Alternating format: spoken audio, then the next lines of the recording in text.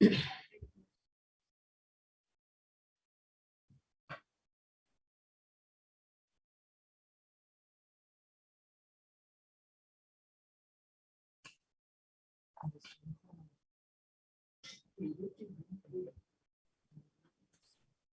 sir, good morning, sir. Hey, very good morning.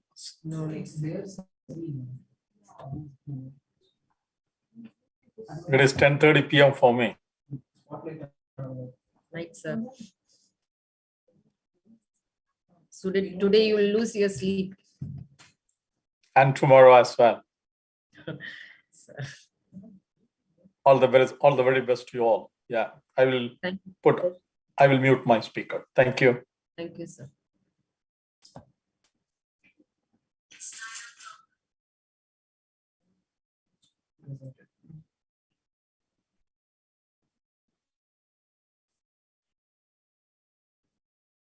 Raj Kapoor, sir, good morning. Very good morning, Dr. Rose. Thank you, sir. I'm in time, right? Everybody's in time. Good. Yes, sir, exactly.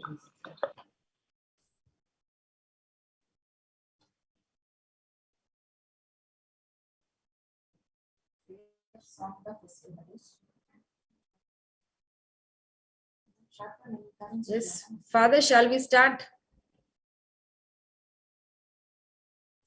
Whenever it's time, go ahead. Yes, Father. Thank you.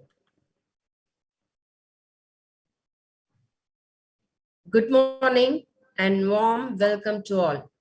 In this pleasant morning, we have joined together for this international conference. We are glad to have the guidance and support from our management and fullest cooperation from our staff and students, especially from my colleagues. Recording in progress.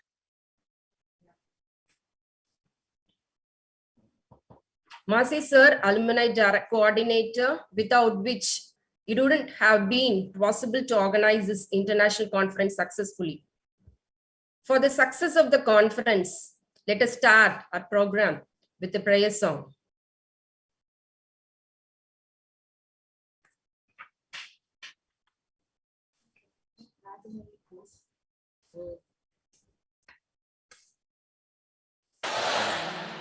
God is good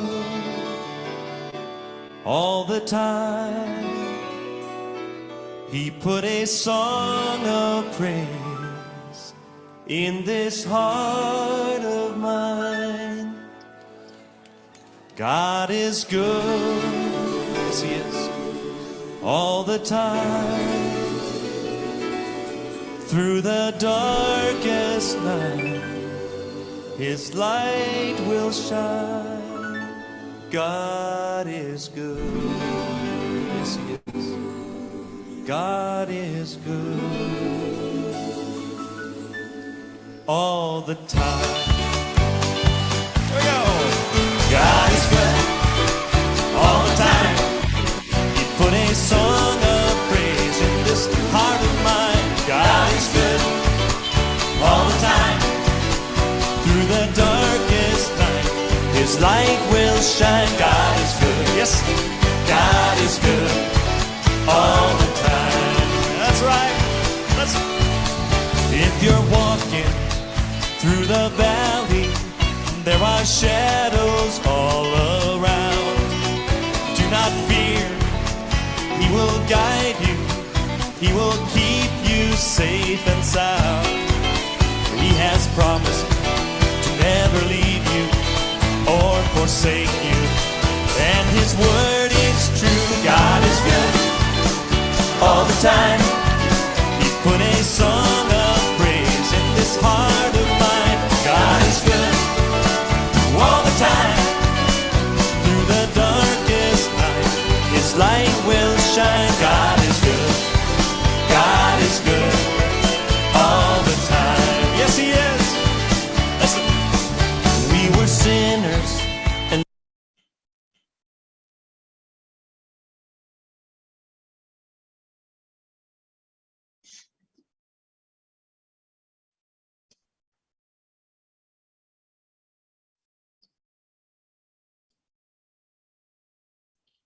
Lima, you have to open the mic. YouTube.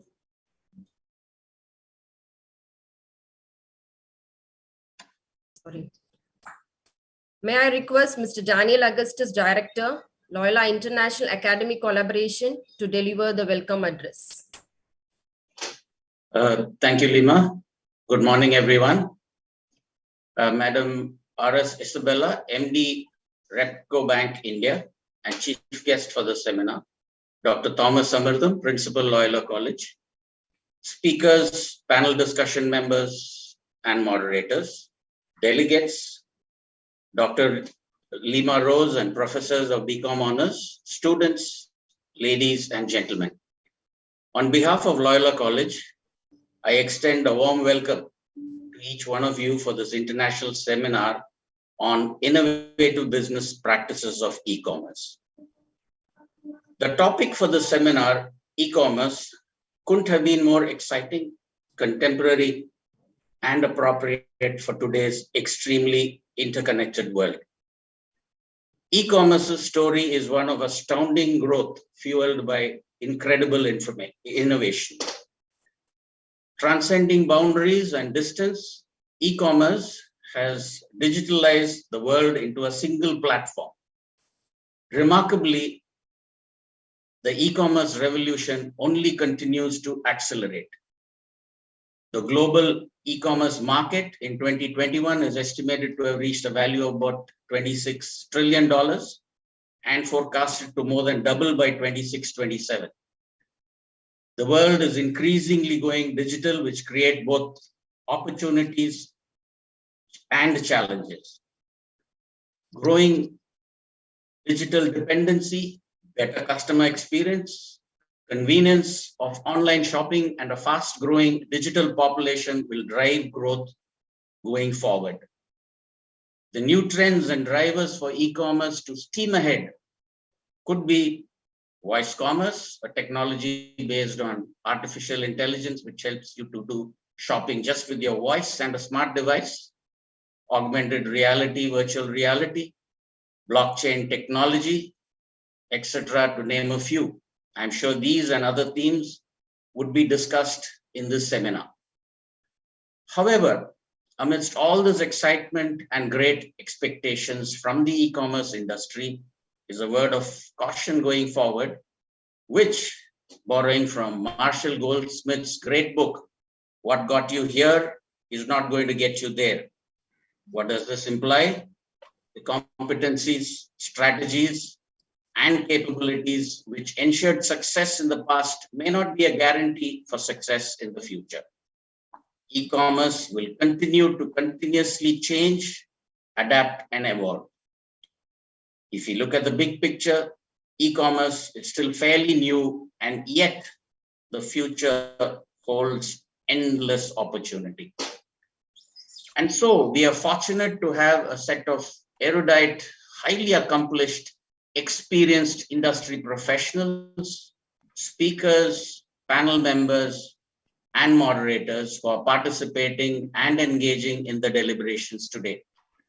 We welcome them and thank you for having taken the time off from your busy schedules to share your deep insights, learnings, and domain experience. This, I'm confident, would be of immense value to all the participants. And we now look forward to the presentations and panel discussions that would throw up several innovative ideas and solutions for the challenges facing e-commerce in today's interconnected world. Thank you. Thank you, sir. Now, with much honor, I would like to call upon Reverend Dr. Thomas S.J., Principal, Loyola College, to address the gathering. Thank you, Dr. Lima. Thank you, Father. Good morning, and all the eminent speakers, panelists of this virtual conference, and the learned faculty members, LIAC Director Mr. Daniel, my dear students, friends, I deem it my honor and pleasure to be part of this inaugural session.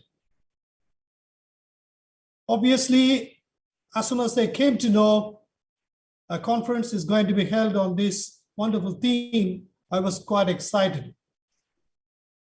We all know the centrality of e-commerce today and its ongoing evolution. Every day, e-commerce brings places, new challenges, new opportunities.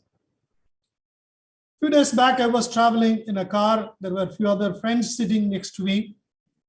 While we were traveling, somebody ordered a lunch for him.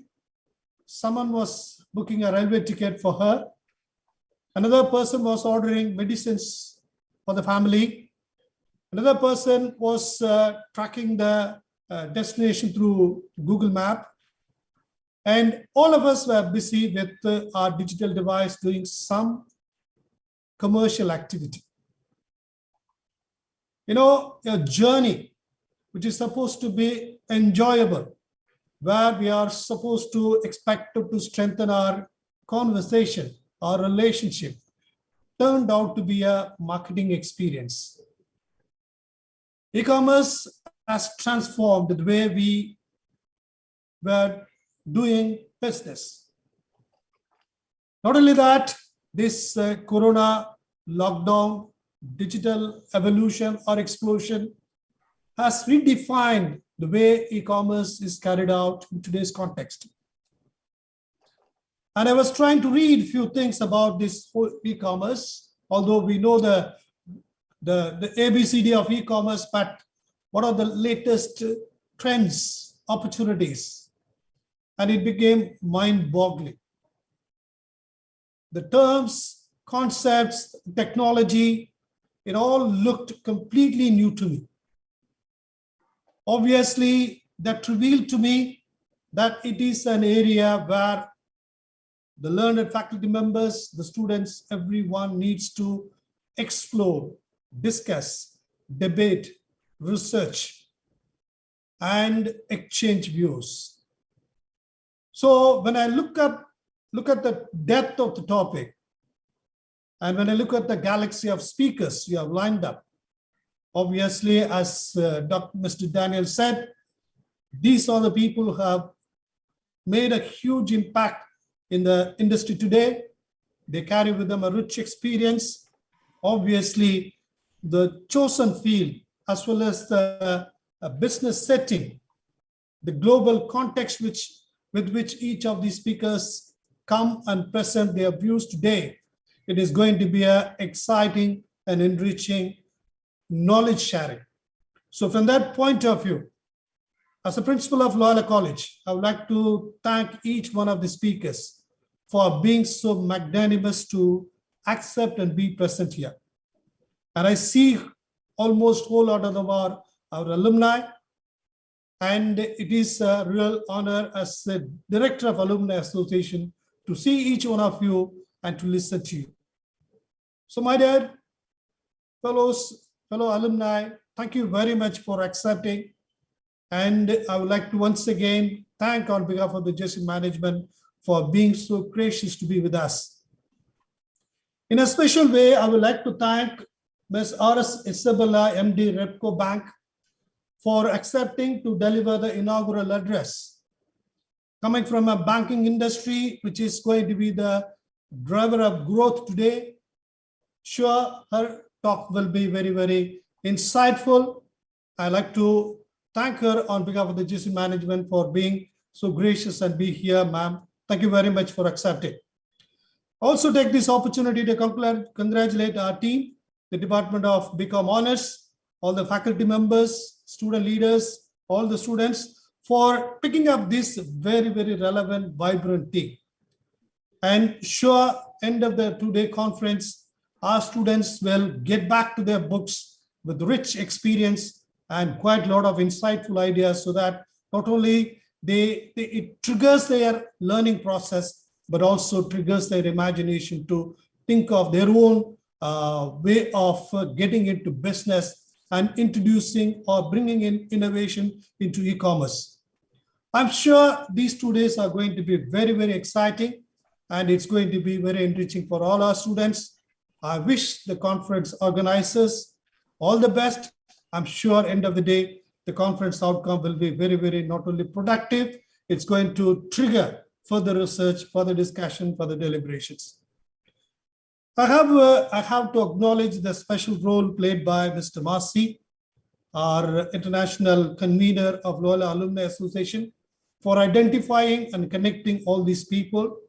We are living in a world of convergence, and not only convergence of products and services, we have convergence of intellectuals, corporate heads, business leaders. Today, with all these convergence, sure, we are here for a huge intellectual treat. So with these few words of acknowledging, thanking the speakers, I wish the conference all the best. Have a wonderful day. Thank you very much. Thank you, Father. You have shed light on the title of the conference, which has been very inspiring and motivating to all the resource persons and the participants. Now, I would like to present the dynamics of the conference. It's a pleasure to organize an international conference on innovative business practices of e-commerce in contemporary world 4.0. I feel that our conference has been rightly positioned in this period after the presentation of Indian budget by the Honorable Finance Minister, Srimati Nirmala Sitharaman. The focus of the budget was unmistakably digital with the use of technology. The Honorable Minister has specified the importance of e-commerce in the development of Indian economy.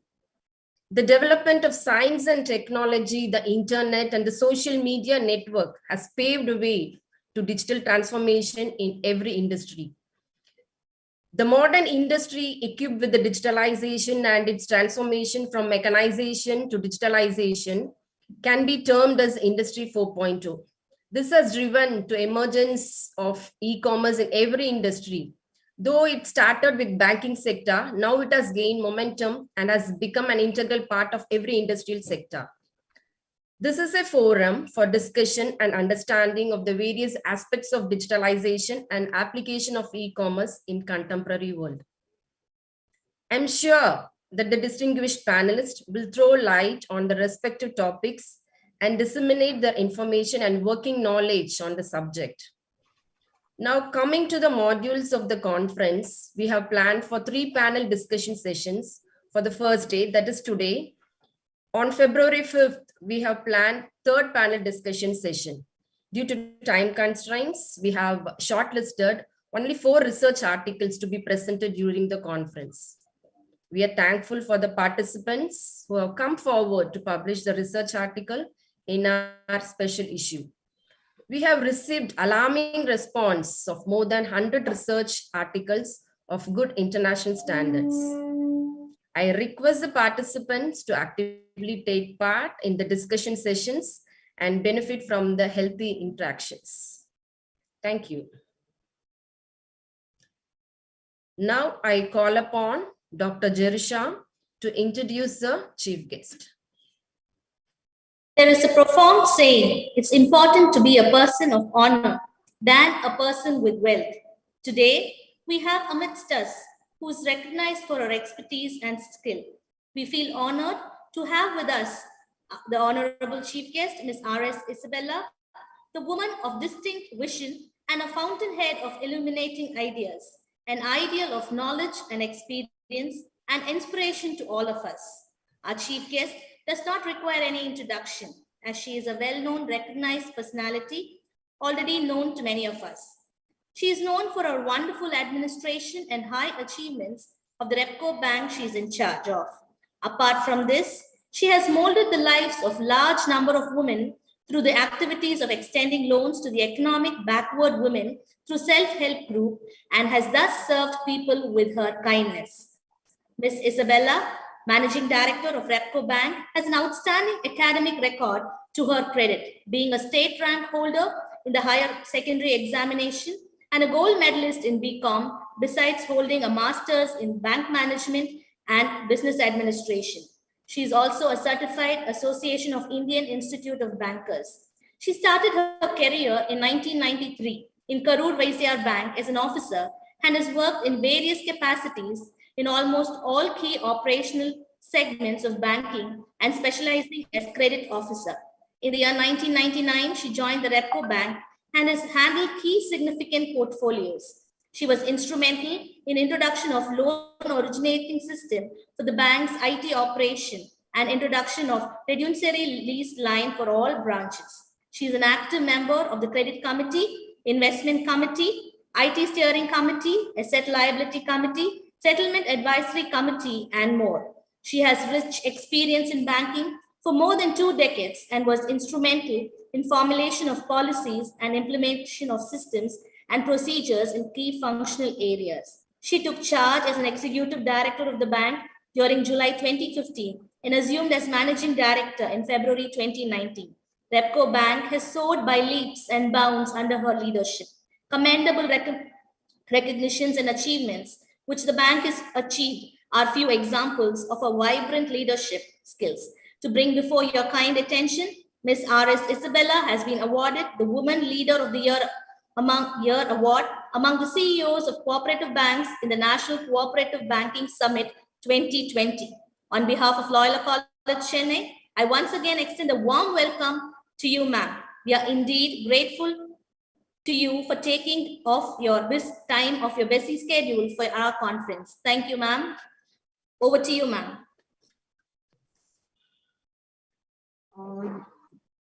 Mr. Daniel Augustus, Director, Loyola College, Father A. Thomas, Dr. Lima, and a team of faculties, the students, and the alumni, and other participants in the Connect. A very good morning to you all, first of all. And I'm glad to be a part of this program today for this virtual conference on e-commerce in the contemporary world of FO. And I would appreciate the department for having organized such a vibrant topic in this current environment. And all the more I feel privileged to be a part of this program, since this institution is an institution, it's a very reputed institution which gives academic standards par excellence.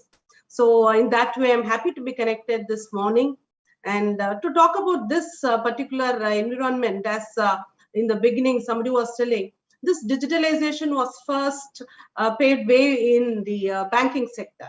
So coming from a banking sector, I'm happy to say that the entire transformation had taken place in the banking sector over the past decades.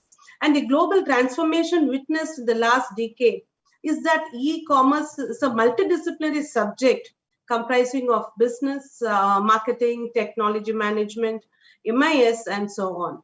The technology revolution globally has brought in place e-commerce practices conducted either in many modes like B2B or B2C and whatnot. And e-commerce does not confine with just buying things or services or selling things or products or services online, but it is something more than that. You know how it has evolved, like electronic ordering, processing, supply chain management, and customer relationship management, etc. It has in fact amplified its digital business, including e-commerce components such as research on business processes and data analytics. So when we talk about e-commerce practices, once which it was a choice of very few players, has now become a compulsion, or I would say it has become a preferred choice of many, especially post-pandemic globally. So the ambitious initiative of the Government of India, when you take into account the government's initiative, our country's initiative, this was first in the form of Digital India, which paved way for massive growth of e-commerce in India. So primarily, though it was focused to provide the benefits and to provide the government schemes through online or through e-commerce, that was the primary aim of this Digital India, and which spread the digital literacy to the rural masses.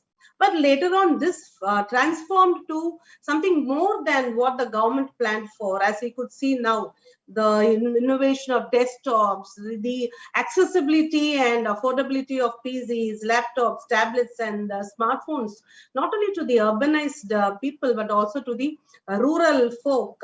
That is a real transformation. So what started as a direct beneficiary transfer scheme of government, products, now it has become something more than that, I would say. And all government schemes like your healthcare, entrepreneur development, and what was Startup of India, all these schemes are now digitalized. So it is every common man is now given that opportunity to make use of this technology for their own development.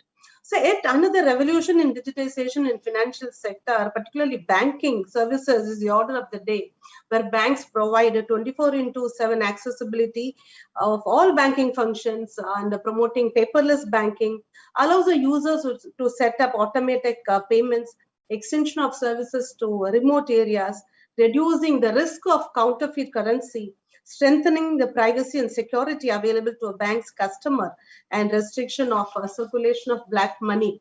So when you talk about digital banking, it took shape in the late 90s and it became the mainstream in 1999 when the internet charges were drastically reduced and a lot of awareness was created among the people who were using online banking services.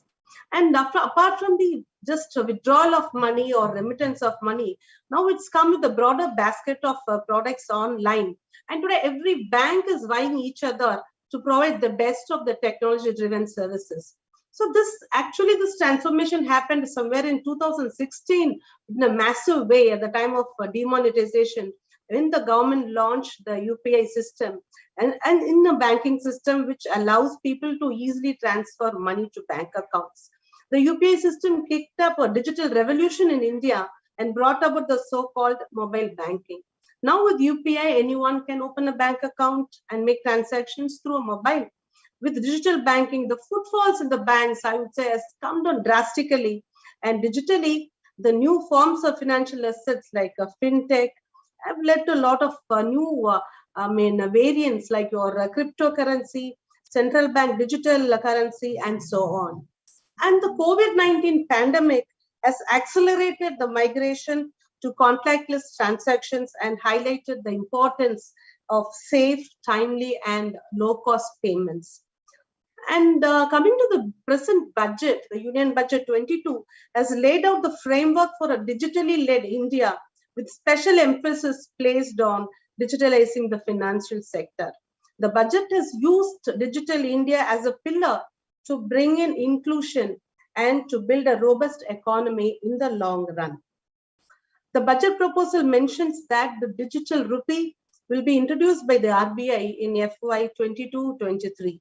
So all the 1.5 lakh post offices in India are said to be connected through a core banking system so that everyone can transact online. And one another feature is that to mark 75 years of Indian independence, the 75 digital banking units are being set up in 75 districts of the country by the scheduled commercial banks to push ahead financial inclusion and improve access to consumers through geographics. So over the past few years, many digital enablers have been put up into motion. The larger context will be that India could have a leapfrog as a digital finance leader nationwide beyond the economic system of combining open network for digital commerce and open credit enabled network, blockchain enabled financial system, and digital rupee, UPI, and the powerful JM Trinity, and the move towards a green transition. This could make India a true digital finance state, and hopefully without any digital divides that could marginalize anyone from participating in the citizenry benefits that such a state can provide. As we all know that financial inclusion is one such aspect which the current government and which the current banks are giving a lot of emphasis in the present scenario. So the marginalized and the weaker sections of the society should also be brought into the fold of the banking and into institutional finance is the aim of this government. And we in Repco Bank, as I'm associated with one company of Repco Microfinance, we close to 4 lakh women beneficiaries are our customers. And I would say this digital transformation has totally evolved into a new scenario of standards of life. How they've been uplifted, how they've been economically uplifted due to this financial transformation, due to this digitalization is actually mind-boggling. And this digital banking, I would say, would form the base for the entire e-commerce activities. Today, you've got eminent speakers from various scenarios and various sectors of our economy, and we've got a blend of experiences and their approaches. So a lot of speakers are going to talk on several very interesting topics. And I would say all these e-commerce transactions or e-commerce businesses, the basic is the digital payment systems and the digital banking facilities, which are now prevalent and which is going to be the way of tomorrow. No doubt, it has also created a lot of employment opportunities and a lot of income generation has happened in the past due to this vast development of global transformation of digitalization and e-commerce practices. And I sincerely appreciate the department for having chosen very relevant topics in the current scenario and for the discussions, and hope this conference would enlighten the students and the participants. And as you know, like today we just started for this conference. I was just telling my son who's in the college that I'm just going for this conference to a virtual conference. And you were just commenting, you don't bother much. The students will definitely mute their videos and do something else. So I only hope that this doesn't happen here, and all the students, make the best use of this opportunity, because very rarely you get such a blend of, speakers who are so eminent in their own fields and who are expertise in their own fields. And my heartiest congratulations to the organizers, Dr. Lima and her team, for the wonderful, arrangements and the wonderful steps taken for making this conference a very grand success.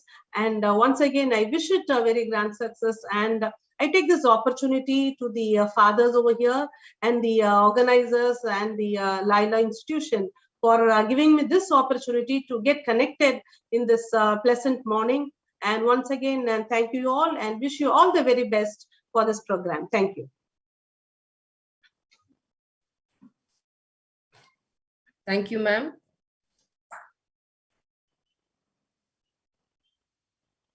I invite Professor Minoti to introduce the panel members for the first session.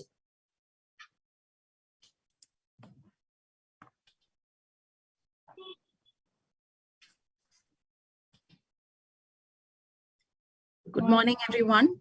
It is indeed my great pleasure to introduce our first set of panel members today. All our panelists have rich experience and experts in their respective fields, but due to time constraint, we would be just having a brief introduction of each of our panel members. Let me begin by introducing the moderator for our first panel, Dr. A. Xavier Raj. He's definitely a perfect choice to be a moderator today, as he has a vast experience of 20 years in the field of innovation and research. He's a consultant, professor, and entrepreneur too. He's the driving force in the setting up of Loyola Inclusive Innovation Impact Center in Loyola College campus, where he is a consultant right now. The center manages various inclusive innovations, incubations of startups, accelerator programs, and investments in startups. He holds honorary positions in various organizations also. Right now, he's mentoring more than 10 startups. Not just that, he's also an adjunct professor in the National Institute of Advanced Studies in Bangalore. Sir, we are truly honored to have you with us today, sir. Welcome. Next, we have Mr. Sami joining us from Malaysia. He's currently the Senior Sales Manager at Great Eastern Malaysia. He's an expert in the field of insurance for over 40 years. What has brought Sir here today is his passion to motivate youngsters. He would be the right person to talk to us about being adaptable. This passion also has made him interested in teaching, and he is a part-time guest lecturer for financial planning and a moderator for life insurance agency management courses. He has given many motivational talks in various forums, and we also hope you'll visit our college in person very soon to have a live session. We are also proud to say he's a Loyola alumni. Welcome, sir. When we have a conference on innovation, blockchain and cryptocurrency are the trending topics these days. To address this, we have Mr. Raj Kapoor, India's leading blockchain leader from Mumbai. I have listened to Sir in a few webinars last year, and we were starting to plan this conference. Sir's name immediately crossed my mind. So I just browsed through his LinkedIn profile, and I thought I'll try my luck in requesting him to be a resource person. And to my surprise, he immediately accepted, for which we are really thankful, sir. He's the founder and chairman of the Indian Blockchain Alliance, the largest Indian emerging technology tech think tank today. He has helped organize India's biggest blockchain and cryptocurrency events across many international cities and cities in India. And he's a regular resource person in most events concerned with technology like today. Mr. Raj Kapoor was also selected as the top cryptocurrency and blockchain influencer by Asian Market Cap in 2021. Currently, he's also mentoring 20-odd blockchain startups across the globes. We welcome you, sir. Next, we have a very high-profile executive, Mr. Amaladas from Chennai. It would really take me a long time to say his entire group of companies, as he's managing almost more than 10 different companies right now. They range from logistics, media, aviation, export of food products, tourism, and many more. He specializes in startup, turnaround, and capitalization strategies, mergers and acquisitions, and he's the executive advisory and decision support for most of his companies, and he's also into tourism advisory. He's definitely the right person to talk about entrepreneurship to all of us today. Not just this, he also invests a lot of his time in educational and philanthropic services. He has established old age homes and orphanages to aid senior citizens, underprivileged and disabled children, to provide them with a better quality of life. Once again, we are proud to say he also graduated from the Department of Commerce in Loyola College. Welcome, sir. Next, we have a very senior academician on board with us, Dr. V. Manika Vasagam. He's the Dean of Faculty, Senior Professor and Head, Department of Corporate Secretaryship, Alagappa University from Karaikudi. He has been in the field of academics and research for 38 years. He has held almost all the roles in the university, from being the registrar, syndicate member, examination controller, and still now he's the head of the department also. He has acted as a resource person in various seminars and conferences. He has executed 7 research projects in his university and has guided more than 40 research scholars to get their PhDs till date, which is really a great achievement. We are delighted to have you in our conference to speak about disruptive technology, sir. Welcome, sir.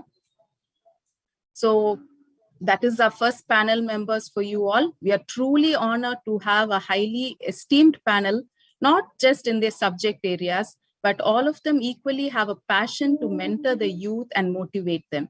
And they never hesitate even a minute to accept our invite today. We are eagerly looking forward to learning from you all. And hence, without wasting much time, I request Dr. Xavier Raj, our moderator, to start and take over the panel discussion. Over to you, sir. Good morning. Thank you. Thank you very much for the introduction.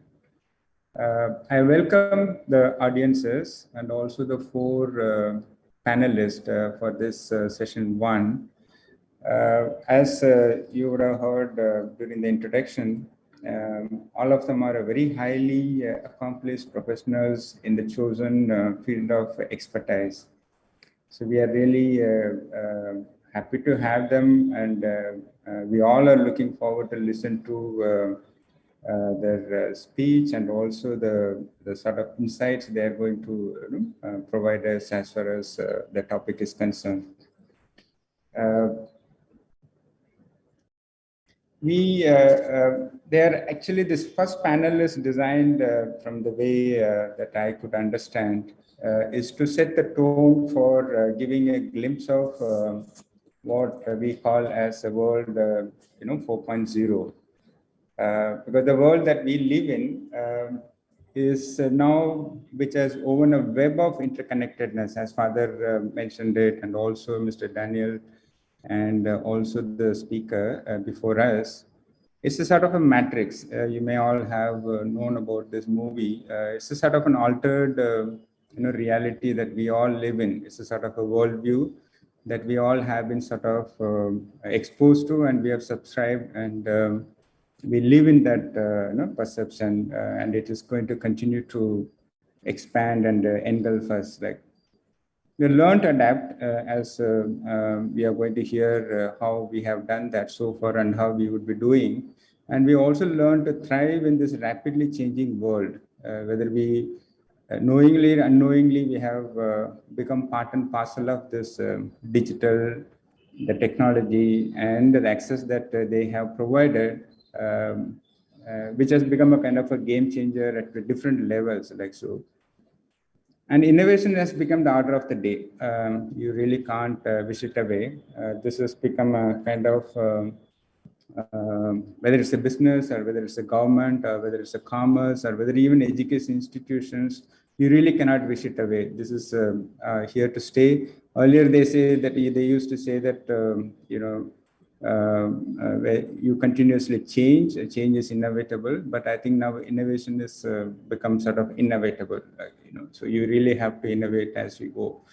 And the innovation also has raised the bar, so it is continuously, increase the scope exponentially, and it's also raising the bar. We also, as Father also sort of said, we have been sort of experiencing, we know how to use, and the e-commerce, which is the convenience of shopping from wherever you are and discovering new products and the services, and also ability to choose what we want, possibly in more ways than that we ever could do before. In terms of price or in terms of customization, it goes on.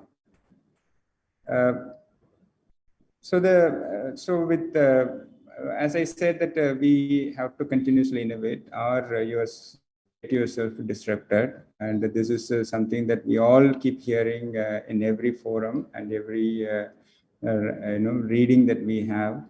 The panelists, the topics that they have chosen to speak are the factors that are actually driving and shaping this world 4.0, whether it is a commerce, or whether it is a people, or how people transact.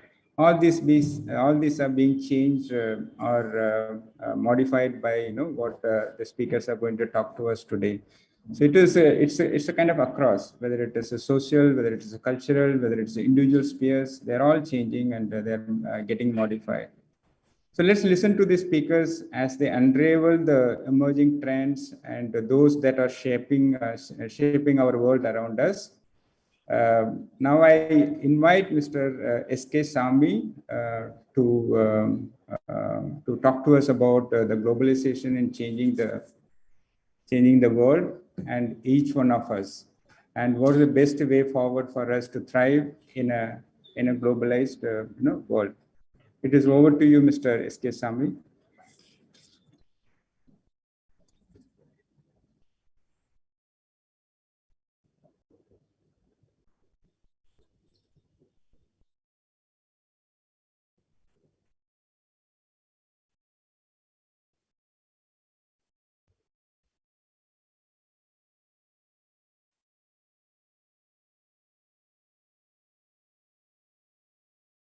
As Mr. Sami is bringing up the presentation, the way that we have structured this presentation is that each of the speaker will go through with their presentation and the speech. As a moderator, I'll get to ask a few questions at the end of each of these presentations. And towards the end, we will gather certain questions from the audiences, which we shall post it to the speakers. Mr. Swami, as and when you are ready, we are.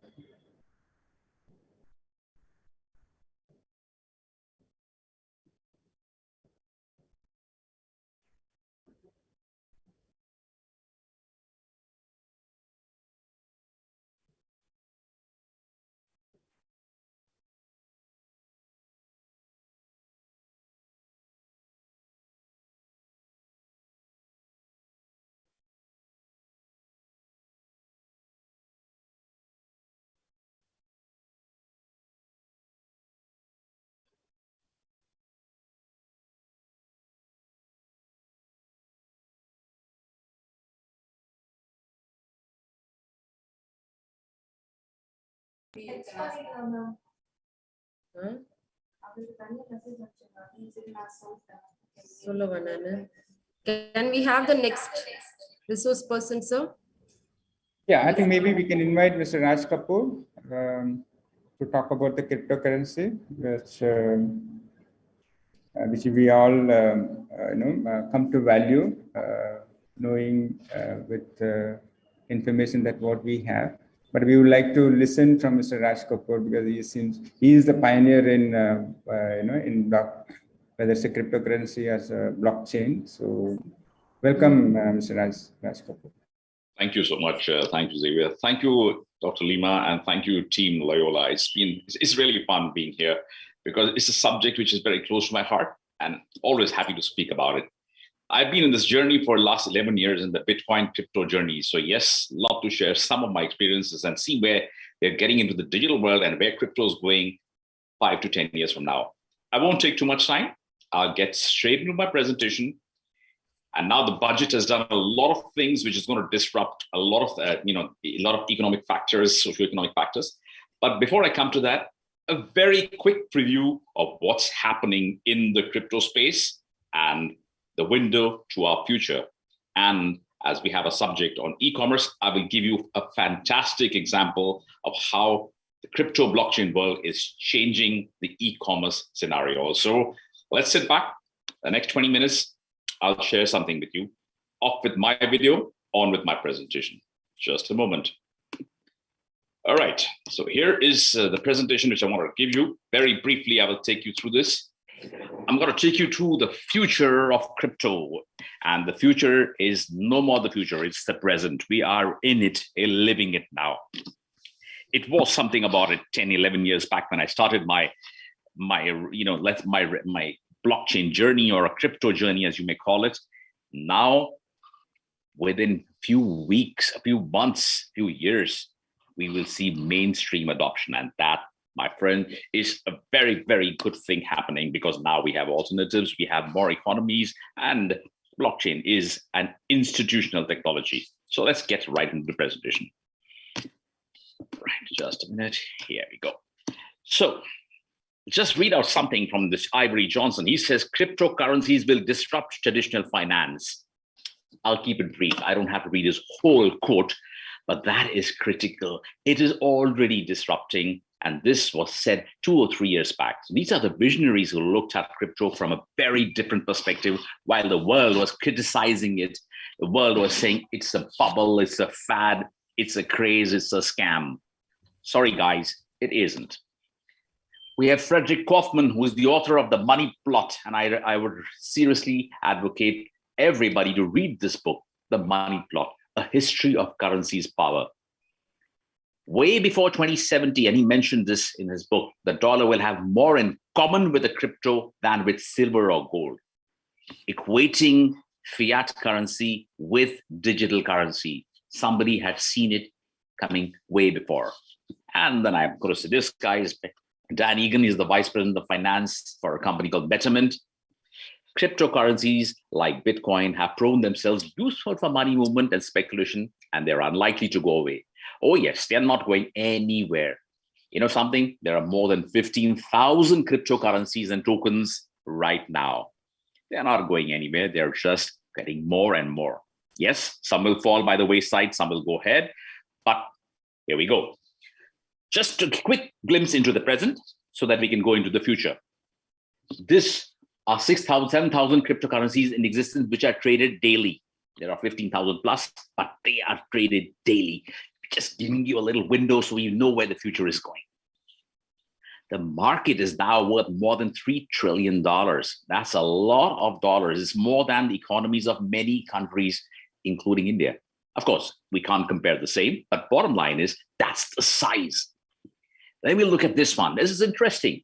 The Bitcoin's market cap is more than that of India's most valuable company, like Reliance. That's a huge difference, almost 3.5 times the size of Reliance's market cap. That is something to think about. Not just Reliance, but TCS, HDFC, Infosys, Hindustan Lever, HDFC, all these combined don't come up to what the Bitcoin market cap is. If that's not saying something, I don't know what is. In India, 1,500 crore is the combined daily turnover of crypto in India. Well, that's a lot of crypto trading. That's a lot of money circulating every day. And this is only in India. There are a lot of NRIs that are doing a lot of trading outside India. These numbers are not from there. This is NASCOM numbers. We got about 15 million investors and traders in crypto in India. Well, I don't really have to reiterate anything now. 50,000 employed, 800,000 required, billions of investments. We'll keep this ahead. We'll skip this again. But I want to tell you now the trends that are going to change the crypto. Very briefly, I can go on speaking on this for hours, but I'll keep it very short. The first trend, we can ignore the white paragraphs there. We just look at the trend and the headlines. Crypto will see tax regulation, and absolutely. Well, we've seen the first little step during the budget of this year when crypto trading and the results, profits from there are going to be taxed at 30%. We won't discuss the merits and demerits of 30% and the taxation, but bottom line, it's the first step towards some regulation. We'll welcome it. The second one, there will be a lot of silent crypto harbors. Well, yes, Malta, Nicosia, that is, in Nicosia, we have Cayman Islands, we have even now Singapore coming in as there. We have Jordan very soon moving towards that space. And we have many, many more countries which will become crypto harbors. And these will cultivate more viability. Japan, Korea, Singapore, all moving in that direction, where there are going to be lots of incubation of crypto. In fact, Dubai just declared they want to have about 1,000 crypto companies there. They've opened up a city specifically for that. No sneezing matter. Cannot be ignored. There is going to be a crypto crisis. Oh, yes, there will be. Why will there be? Because a lot of people don't really understand crypto. They don't understand the dynamics of it, the logic of it, or even the tokenomics, not just economics, the tokenomics, how tokens and economy converge. People don't understand it, but that's only understandable. It's a very young technology. People just know Bitcoin. I would call Bitcoin the Amitabh Bachchan of coins. Everybody knows Amitabh Bachchan. Most of the other stars, they may or may not know. But apart from Bitcoin, there's a lot of logic and not so much logic in many of the coins in the market. So there is going to be a crisis and there will be a fallout like there should be. That's the natural progression of things. So that's the first crypto crisis. Already we've seen the Bitcoin nosedive from about 65,000 of a high to about $36,000, $35,000. That's a massive crisis. And with that, a lot of other coins have come down along with it. That's not the end. It's a very natural progression of any investments. Because of this, because of a new evolving currency, we got new risk assessment models will come up. There'll be a lot more surveys and crypto speculations. There's going to be a lot of things. All our commerce students here who are here, and students, if you're listening, and I hope you really are, it's going to impact you when you're going to get into your future and you're going to do your data analytics as well, or modeling and risk modeling, business modeling. You've got to be taking crypto into mind. So that's going to be there. Then the cost of transactions will change. It will rapidly bring down costs by hundreds of percents. Oh, it's going to be really, really cheap getting into that. A lot of banks in India, private sector banks, have moved some of the systems, and especially the debt settlement and over cross-border systems, onto the blockchain. 7 Indian banks have moved. And in fact, a few months back, State Bank of India also moved. The cost of transactions will change. Even letters of credit are going to be issued on the blockchain. And that's also going to be cost saving, time saving, day saving. All that translates into opportunity and money saved. And bottom line, 5G will reinvent lots and be transformative. Now, anybody with any device can actually now work on this, bringing a lot of unbanked population into mainstream slowly but steadily. This is one of the positives we take from the crypto space. And with CBDC coming in, it's going to always help. The emergence of decentralized finance. A lot of people don't understand decentralized finance, or they just understand the definition, but they don't understand that DeFi will be one of the key drivers for adoption of digital storage of assets or tokenization. And with Ethereum and the smart contracts coming in, and working along with multiple other blockchains like Ripple, Solana, etc., it's going to have a major impact on our financial sectors, which so far have been very slow to change and slow to evolve, but there will be a very fast change in our BFSI sector. It's a very large sector. It's like a large elephant. It takes a little time to move, but when it moves, everybody looks back, stops and stares. They're going to be the major adopters, and we will see the emergence of decentralized finance coming up. Stable coins are going to be a next big thing. Stable coins are coins that are backed by a form of asset, unlike Bitcoin, which is more speculative in nature, which doesn't serve any other purpose. It doesn't solve any problem. Stable coins will be linked either to the US dollar or oil reserves or gold, diamonds, real estate. There'll be a major growth of stable coins over the next few years. And here's a subject which everybody's been asking me in the last 3 days. Oh, I've spoken to Economic Times, Live Mint, God knows, everyone wants to know what's happening. Well, nothing's happening. This has been happening in India for the last 2 years. We've been working on the CBDC project. In fact, India is a little slow in the uptake, being a larger country with lots more challenges. I worked with the first CBDC project in the world, which is with the government of Nigeria. I was with a think tank of the government of Nigeria where we worked on the CBDC project. And let me tell you one thing, friends, it's been a fairly huge success, bringing a lot more unbanked Nigerians into mainstream banking. That is a very big plus. Many more. We can talk about CBDCs later on, but CBDCs are currencies which are linked to, which are controlled by the Reserve Bank or our central banks. That is very important. Now, by 2030, and I'm telling you this, almost every country will either have its own CBDC or would have adopted another CBDC.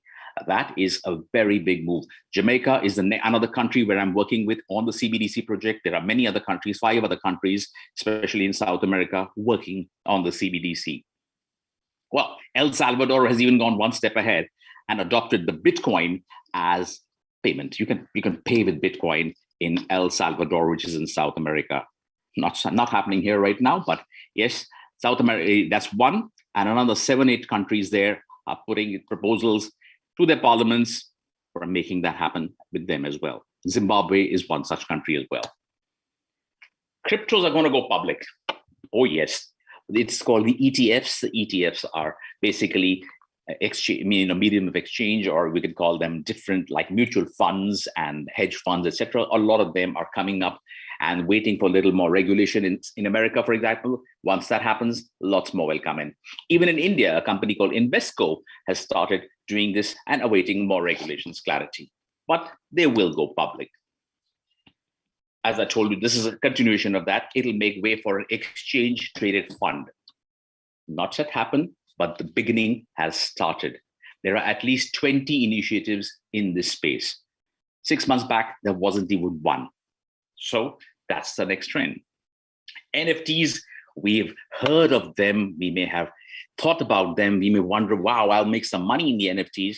Well, Whether you make it or not, NFTs are here now and they're here to stay. Digital assets, and they represent products.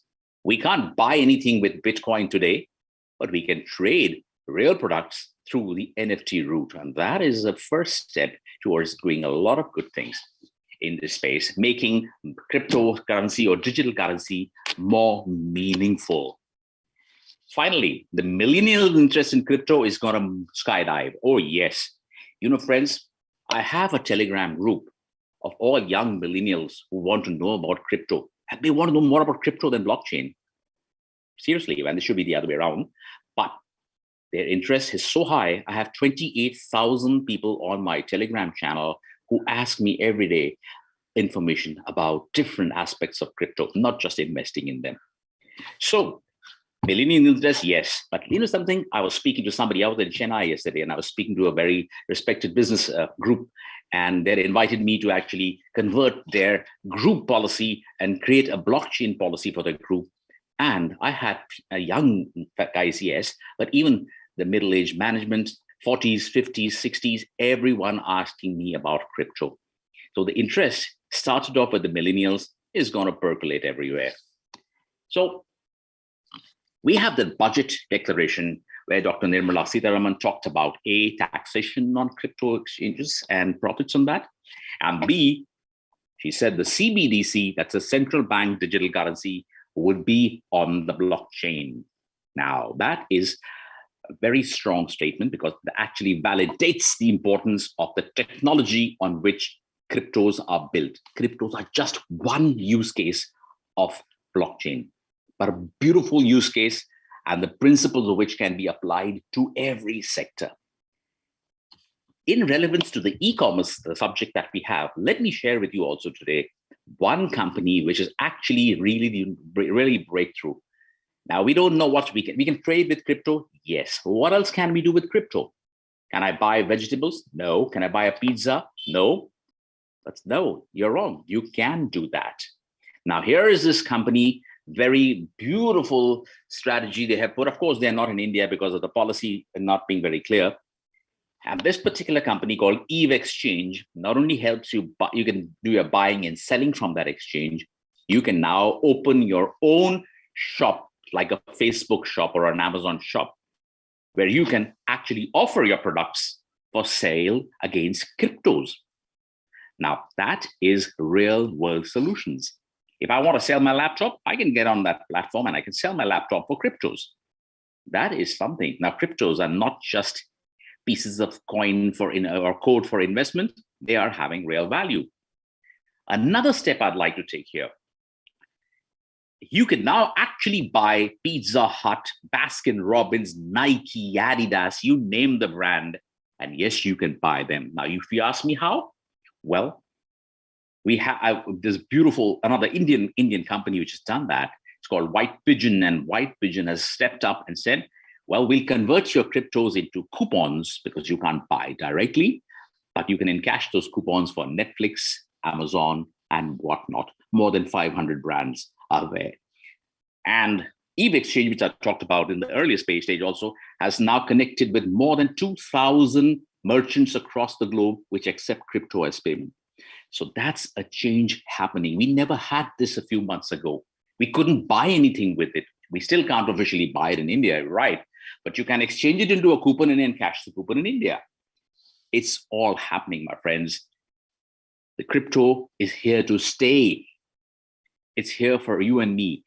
10 years back or 15 years back, we couldn't imagine anybody, using a Google Pay or a Paytm.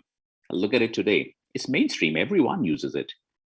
Crypto just started its journey in 2009 when the first purchase was made for 2 Papa John pizzas for 10,000 cryptos. That guy must be a really big billionaire today. Anyway, that's a little trivia. But let us thank the gentleman who started off, Satoshi Nakamoto. And we thank him for this, for bringing in a disruptive technology, a disruptive thought process, which has now taken the world by storm. Cryptos are here. The future is just the first peek into the future. In the next 10 years, most currencies will be either adopting, using, or accepting cryptos. So with that, I say thank you, my friends, for having me here, talking to you a little bit about crypto. And any questions, anytime, feel free to write to me, call me, check out that page. Always happy to help anybody who's in this space. Thank you, folks, for having me here.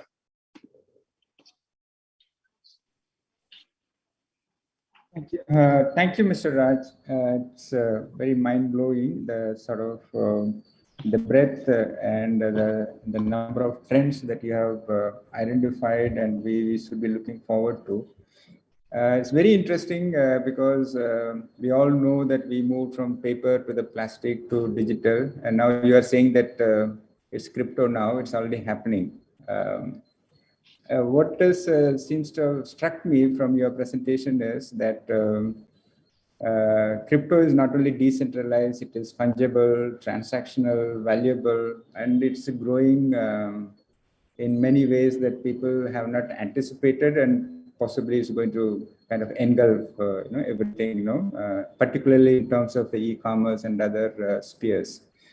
So you also mentioned about bankable. I mean, your project in Nigeria, which was very interesting, which means that I think like Estonia, we may have what I would say a virtual citizenship, where the cryptos can play. Now, I have two questions. Maybe I'll start with the first one. You did mention about how crypto is already being used even in India. So what I would be interesting for us to know is how soon should we expect cryptocurrency used on a day-to-day transactions, and particularly a time frame for India, countries like India. Now, India is a large country with a lot of challenges, so it will take a little time. And the government is not very pro-private digital virtual currency. They are pro-government. So your pro-government currency, which is the CBDC, yes, but that is a step in that direction. Now, you ultimately cannot change market dynamics in the future. You'll have to align with them. We need the policy, yes. We need the frameworks, yes. We will have them in due course of time. India is still a little far behind there, but there are more than 60 to 70 countries which are either accepting crypto as payments or in some place. In fact, recently, about a week, 10 days back, the state of Arizona in USA declared that it can accept crypto as payments. That's a great thing. Now, Australia, there was a survey recently by Coinbank, and they said 70% of Australians don't mind accepting their salaries in crypto. Now, these are trends in Western countries, and the winds we know blow very fast into India. It's just a question of time. Yeah. But as I said, you can't buy today. I can't directly buy from my Binance or WazirX account or a CoinBCX account. I can purchase, buy, and sell cryptos, yes. But can I buy anything out of it? Can I buy a pizza? As I said, no, we can't buy the pizza, but we will buy the pizza by exchanging in a coupon. We are already having it there. I know all my students, and I do a lot of work with a lot of students. Almost everyone does that right now. And there are more than 20,000 students I know about in India. So, well, there's a very minuscule amount compared to the population, but it's happening, and the beginning has already happened. So we need to have innovation solutions for adoption. Yes. The countries like Estonia, etc., have already everything. Dubai, in fact, has become a complete crypto destination. I have been to Dubai in the last 6 months, seven times. I had never been to Dubai before that. Why? Because everybody calls me there. I'm on a lot of boards out there. It's changing. I see the change myself. I'm probably having the best time of my life in my late 50s. I'm really enjoying that. So as a country, India has a long way to go. We cannot expect immediate adoption. Other countries, yes. Downside for India, everybody's opening the crypto accounts outside India. That's downside, including all startups. And that is not good for a nation. So at some point of time, we will need to align. May not be right away. We have to think it through, but yes, question of time. 3 years to 5 years, I see in India.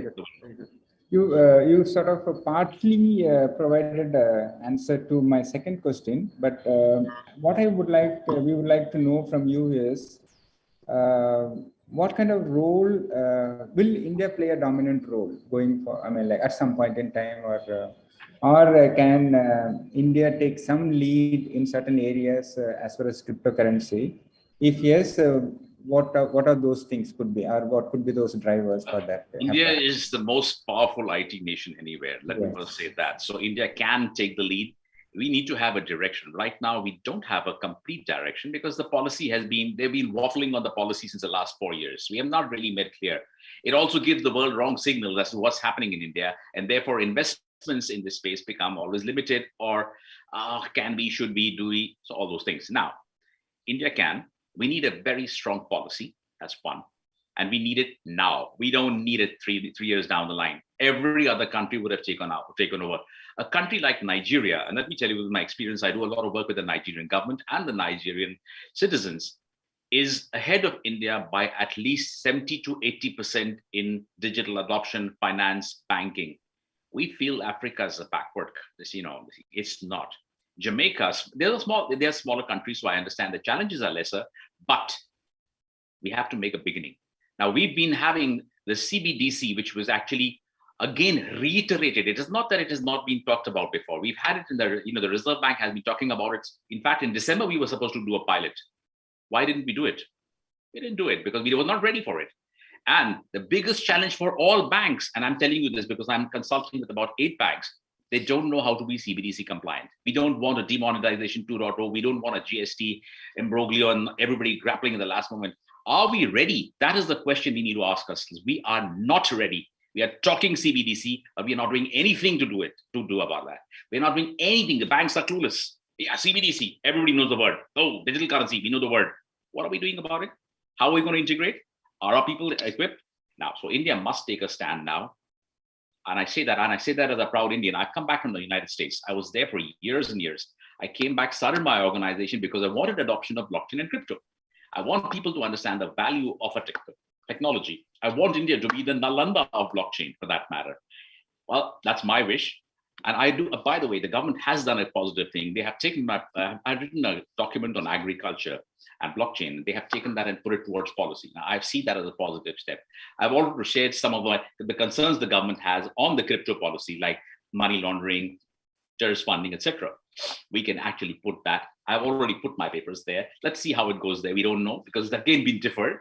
But yes, the fact that we are taxing crypto and the fact that we accept CBDC on the blockchain, let's take a few positives from where we started. It's better than, instead of saying ban crypto, it's now become regulate crypto. That's the big difference. Good. So thank you so much, Mr. Raj. It's very good to hear. Now it's the time, and also we need the framework, and we need the policies.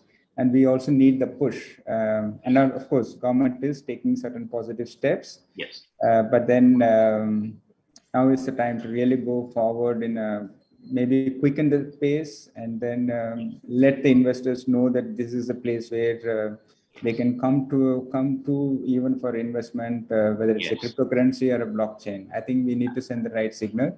We are all in aligned with what you are saying. So thank you so much. It was very interesting. My pleasure. Thank you, sir. Yes, thank you so much. Can we? Is Mr. Sami can come? Yes, I'm here. Yeah, very good.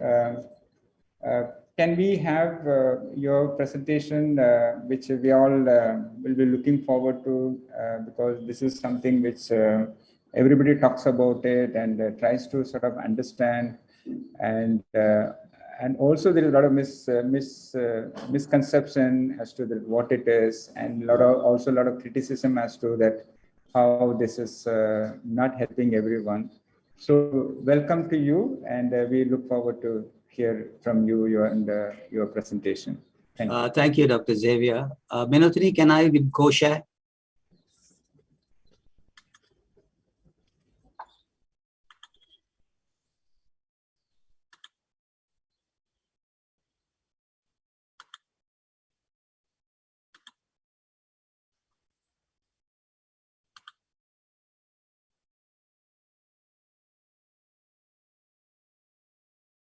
Vinodini is clear?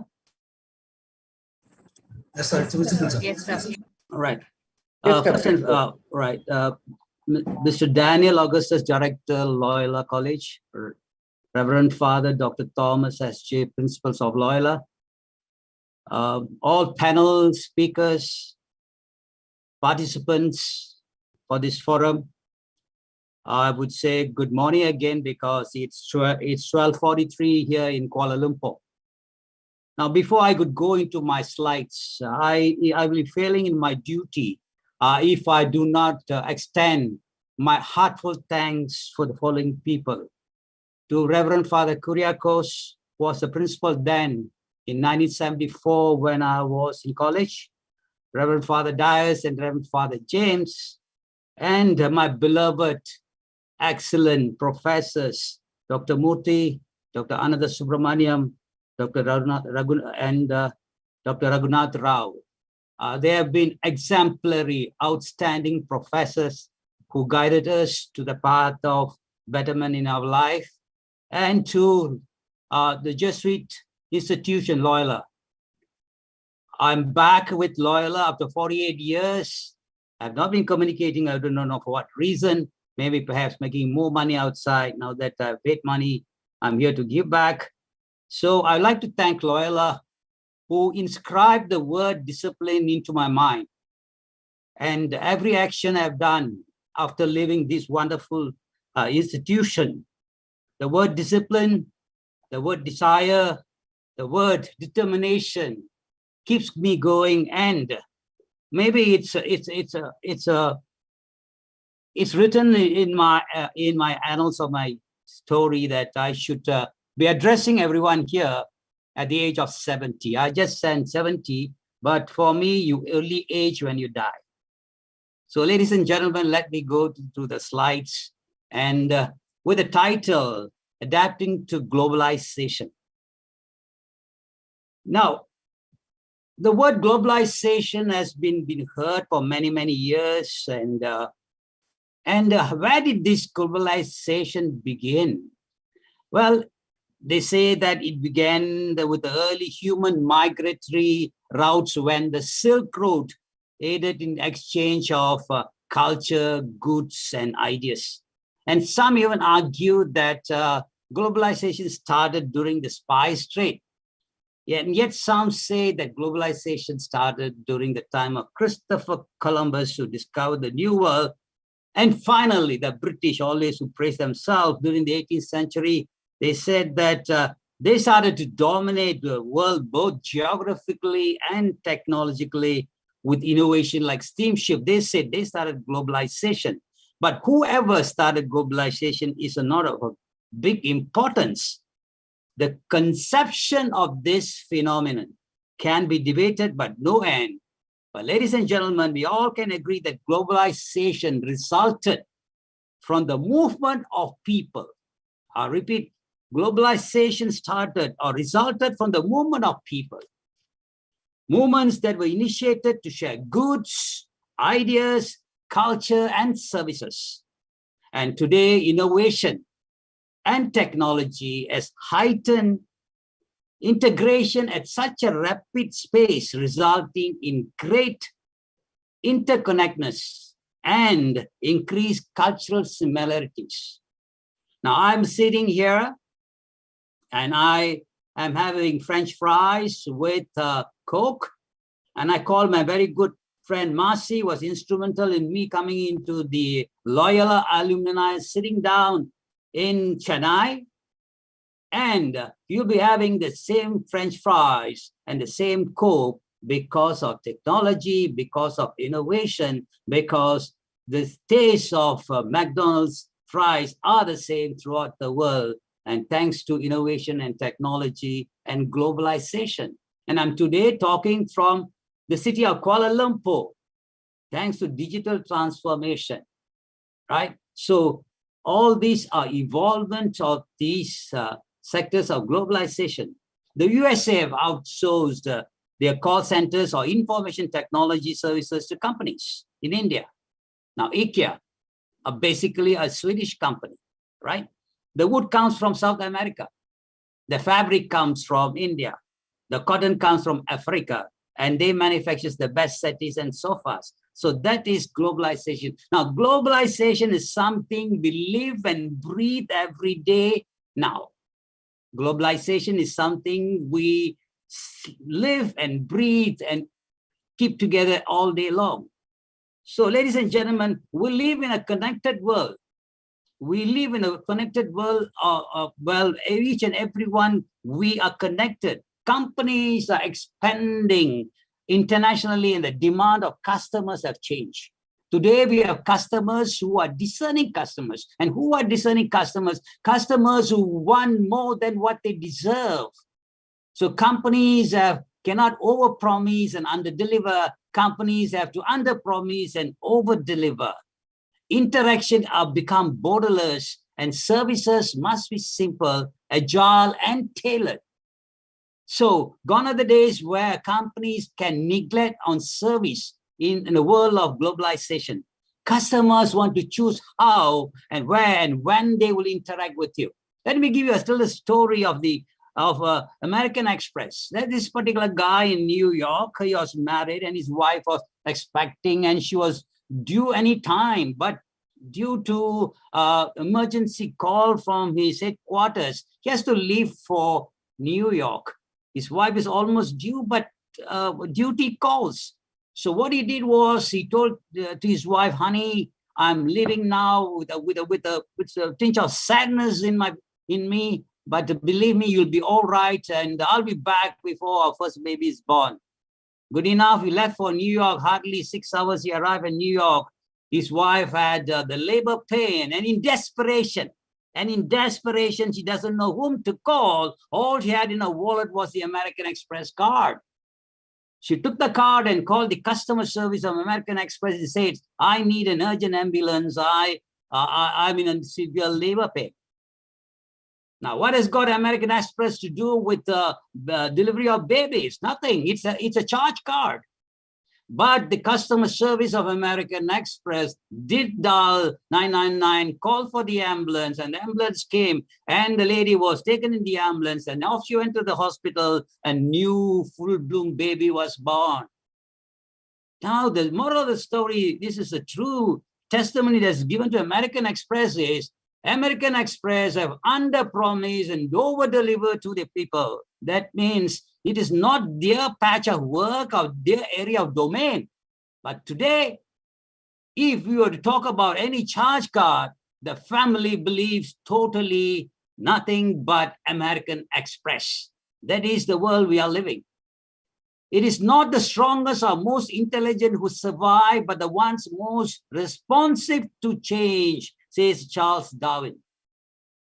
Change today in the world is happening. Change is permanent. For things to change, all students out there, we have to change. We have to change. Let me tell you, you cannot do today's business with yesterday's method for tomorrow's success of development. We cannot do today's business with yesterday's method for tomorrow's success or development. We need to keep changing with time.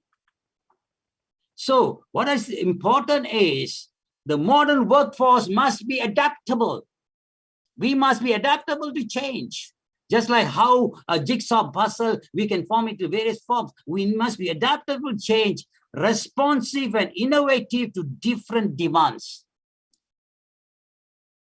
Responsive and innovative to different demands. There was a young guy who went to a store and he asked for a ruler. The storeman gave him, said, "Yeah, doesn't have a ruler." He said, he asked for a wooden ruler. And he said, "I don't have a wooden ruler." So the boy left. And then the supervisor said, "What did he ask?" He said, "He asked for a wooden ruler." He said, "How crazy are you? There's a steel ruler there. You could have given it." He said, "I'll be alert, sir. I'll be more innovative, sir." And the next day, a woman came. She asked for tissue paper, and he gave a sandpaper. So innovation has got it needs its skills, it needs its power. So while we are delivering seamlessly to customers, we need to be adaptable, we need to be responsive, and we need to be innovative. And let me give you 6 ways I believe organizations can deal with cycles of change and stay ahead of time. Cross-culture cognizance. What does it mean? What does cognizance mean? Awareness. International business means in diverse workplace with people from different countries. people from different countries of different culture, understanding how to communicate across crowd culture is absolutely an indispensable skill. As Stephen Covey said, to be understood is to understand. Understanding people, understanding professors, professors understanding students is most important in a cross culture. Now, if I were to go to Indonesia, and in Indonesia, they do not say good morning, good evening, good afternoon. In Indonesia, the Indonesian language just says selamat pagi, Pak. Pak means like father. Middle of the night is selamat pagi, Pak. So when I went as a speaker for Prudential of Indonesia, I asked them, why is that throughout the day you say selamat pagi, Pak, good morning, father? He said, every single time you see someone is born of a new day, new hour, new minute. Outstanding. So whenever I go there, I do not wish them in any other language. I speak the lingo they understand. I speak the lingo they understand, right? Some of us don't take beef when we are sitting with them and they take beef. It's okay. I can have food without beef, but don't make a nonsense about it. That is cross-culture awareness.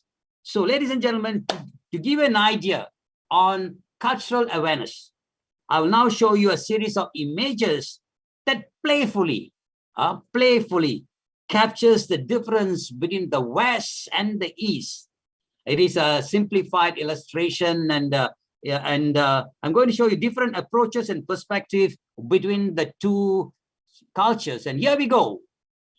In the West, punctuality is absolutely important and people adhere. In the East, punctuality is, I do not know.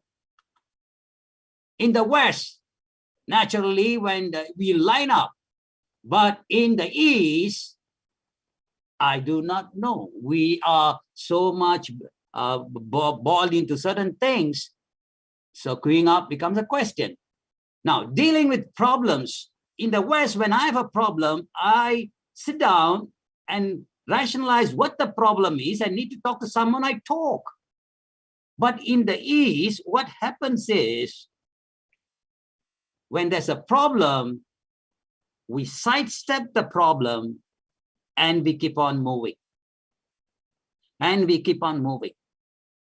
So, in the East, there is anger management. When I get angry, I show my anger, but then I know how to control my anger. But in the East, we are angry with our superiors. We're angry with the professors by giving so much of assignments and work. But we do not relate it to the professors, but we hide it. But indirectly, we carry the anger with everything. Fear is a byproduct of anger, and anger is a byproduct of low self-esteem. So expressing opinions, right? Expressing opinions. In the West, they tell you straightforward. They call spade a spade. No beating around the bush. But in the East, we do not want to offend people. So we take our time to tell people of our opinion, and sometimes not so clearly. Now, networking. Basically, we are blessed. Our families are big. So we have our children, we have our uncles, we have our aunties, their siblings. So the network is large, which is good for networking. Whereas in the West, they have a limited number of members in their family. So the network is limited. And now, the boss. Organizational structure can differ from one culture to the next. Asian societies traditionally emphasize social hierarchy and instill a clear, defined pecking order. On the other hand, Western cultures believe a more egalitarian approach may function better with a less formal organizational structure. Meaning, if Masi is my boss, if I'm in the Western world, I go work for, and I'm one of his subordinates, he says, SK, why don't you come for a game of golf? Or let's go for a drink or a cup of coffee. But the East does not happen because they follow the hierarchy. The juniors are not able to relate or see the boss. But the boss, the Western boss, when he comes to the Eastern world, he feels uncomfortable where people are standing up and say, hello, sir. Maybe that habit that we got from the British. And so let us move into point number 2, adaptive thinking. The world of business has seen 3 generations. The world of business has 3 generations. Now, after the agricultural phase, we went into industrial revolution. One generation went into industrial revolution. During the industrial revolution, the fundamental thing that every single person or breadwinner wanted is food, shelter, and clothing. They call it roti, kapda, aur makan. Now comes the next generation. We call it the information revolution. And during the information revolution, that is where lots of information technology companies from India mushroomed and they invaded the world. Now we are moving into the social revolution or the digital revolution, as some of the speakers have said.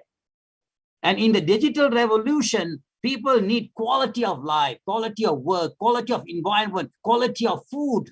They are looking into that. So when you move in such a world, what is important is we need to be adaptive thinkers.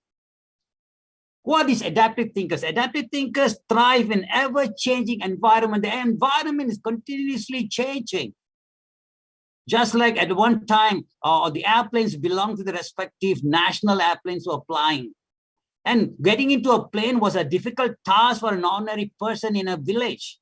Until Asia came, they said, now everyone can fly. And then it made a drastic difference in the airline sector. So adaptive thinking is thrive in an ever-changing environment, making them well-positioned for success in international business. Impulse control, humility, and curiosity breed adaptive thinking. So if we need to move into international business, then we have to see how we can talk to people across the border.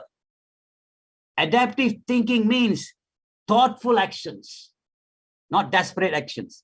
Thoughtful actions rather than giving to impulsion. So before you do something, have thoughtful actions before you go into impulsion. It means accepting when old solution no longer fits the purpose. It's always a bitter pill to swallow to give up old habits, because we are creatures of habit. They say when everything starts with a thought, and from the thought we sow an action, and from the action we sow a habit, and from the habit we sow a character, and from the character we sow a destiny. So we are creatures of habit. We are creatures of habits. So we need to move from the old thoughts to the new thoughts. We need to move from the old thoughts to new thoughts. Now, all youngsters out there, enjoy your college days, because that's the best part of your life. If I were to come to the first surface of the earth and Almighty God asked me, what is that you want most? I said, on a college life, because Masi, that's a time you spend without an income. And after that, you have to pay for your own expenses, brothers.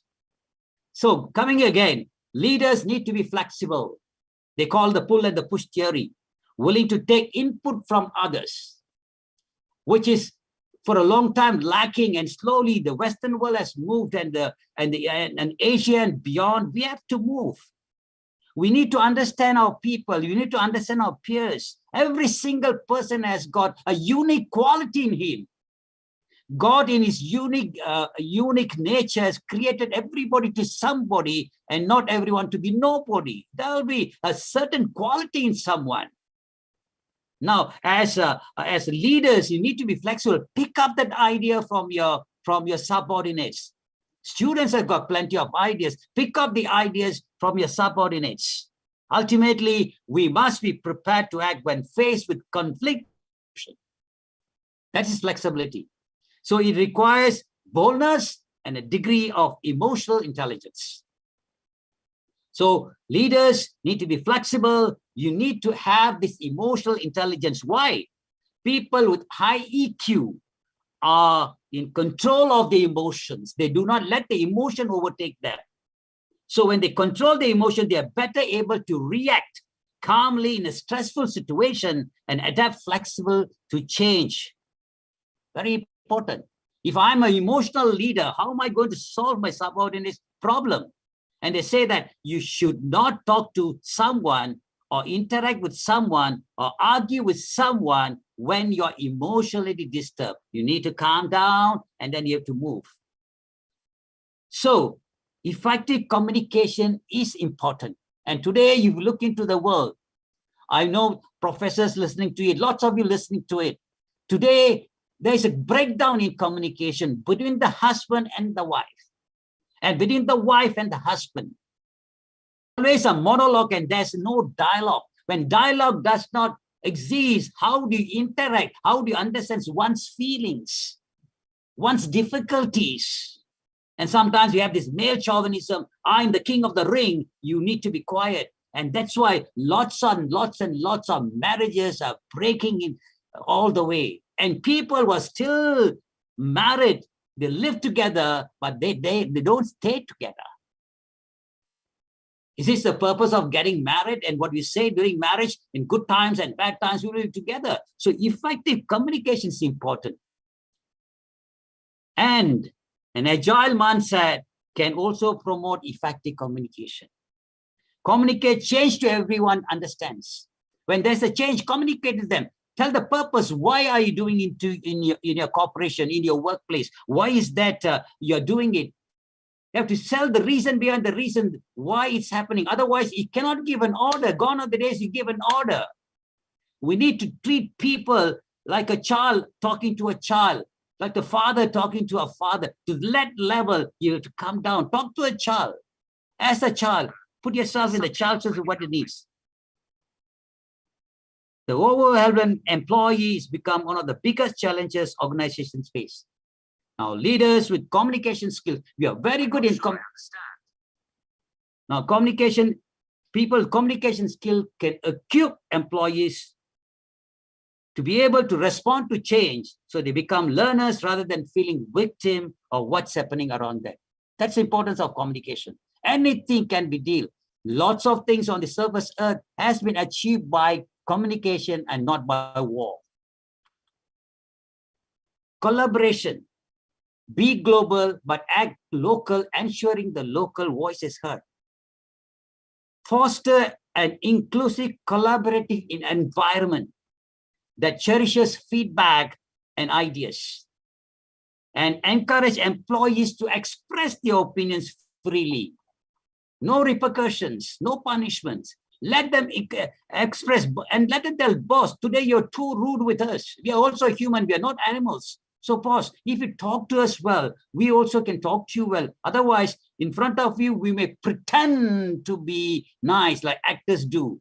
But at the back, we will badmouth you, boss. So talk to people and encourage employees to express their opinions and create an open learning environment. There was a little place in New York, New York, Mumbai, Tokyo, the land area is so expensive. So this company was putting up a building and trying to fit in everything, while the architects, the planners, everything, they're working around. And all of a sudden, they realized that they did not create a space for a lift. They were so disturbed, so much of conversations, so much of interaction between everybody resulted in none. And finally, the tea lady was serving them tea, said, I see you're all very much complicated with the lift issue. If I don't mind, with my little mind that I have, little thought I have, rather than putting your lift inside your building, why not try putting outside the building so that you have enough space? That gave rise to the glass lift.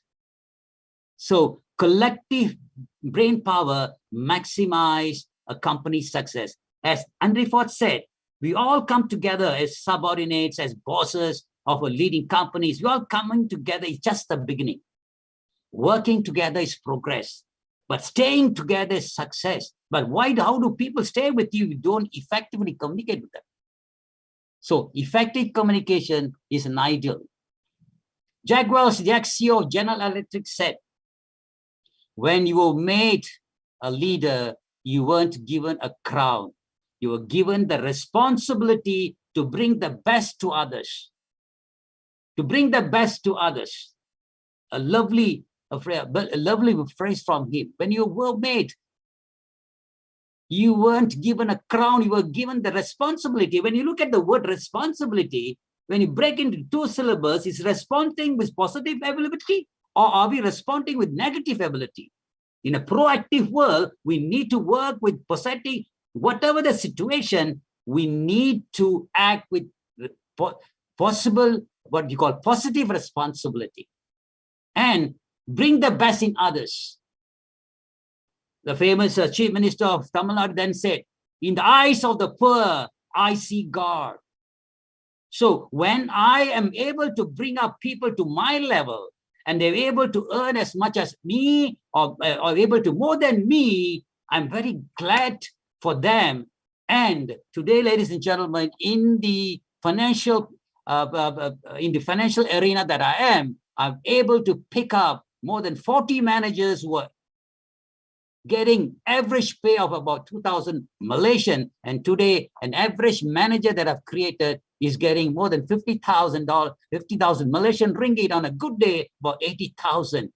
If you, Zig Ziglar very well said, if you help enough people get what they want, you get anything and everything that you want. So all students who are listening to this, either you have blocked off the video or blocked off the audio, I have to just pass this message. Listen to your lecturers, listen to your professors. They does not give you quinine for you to, which is a bitter pill to swallow. They are your light. They are your light. Seize that moment you have with them.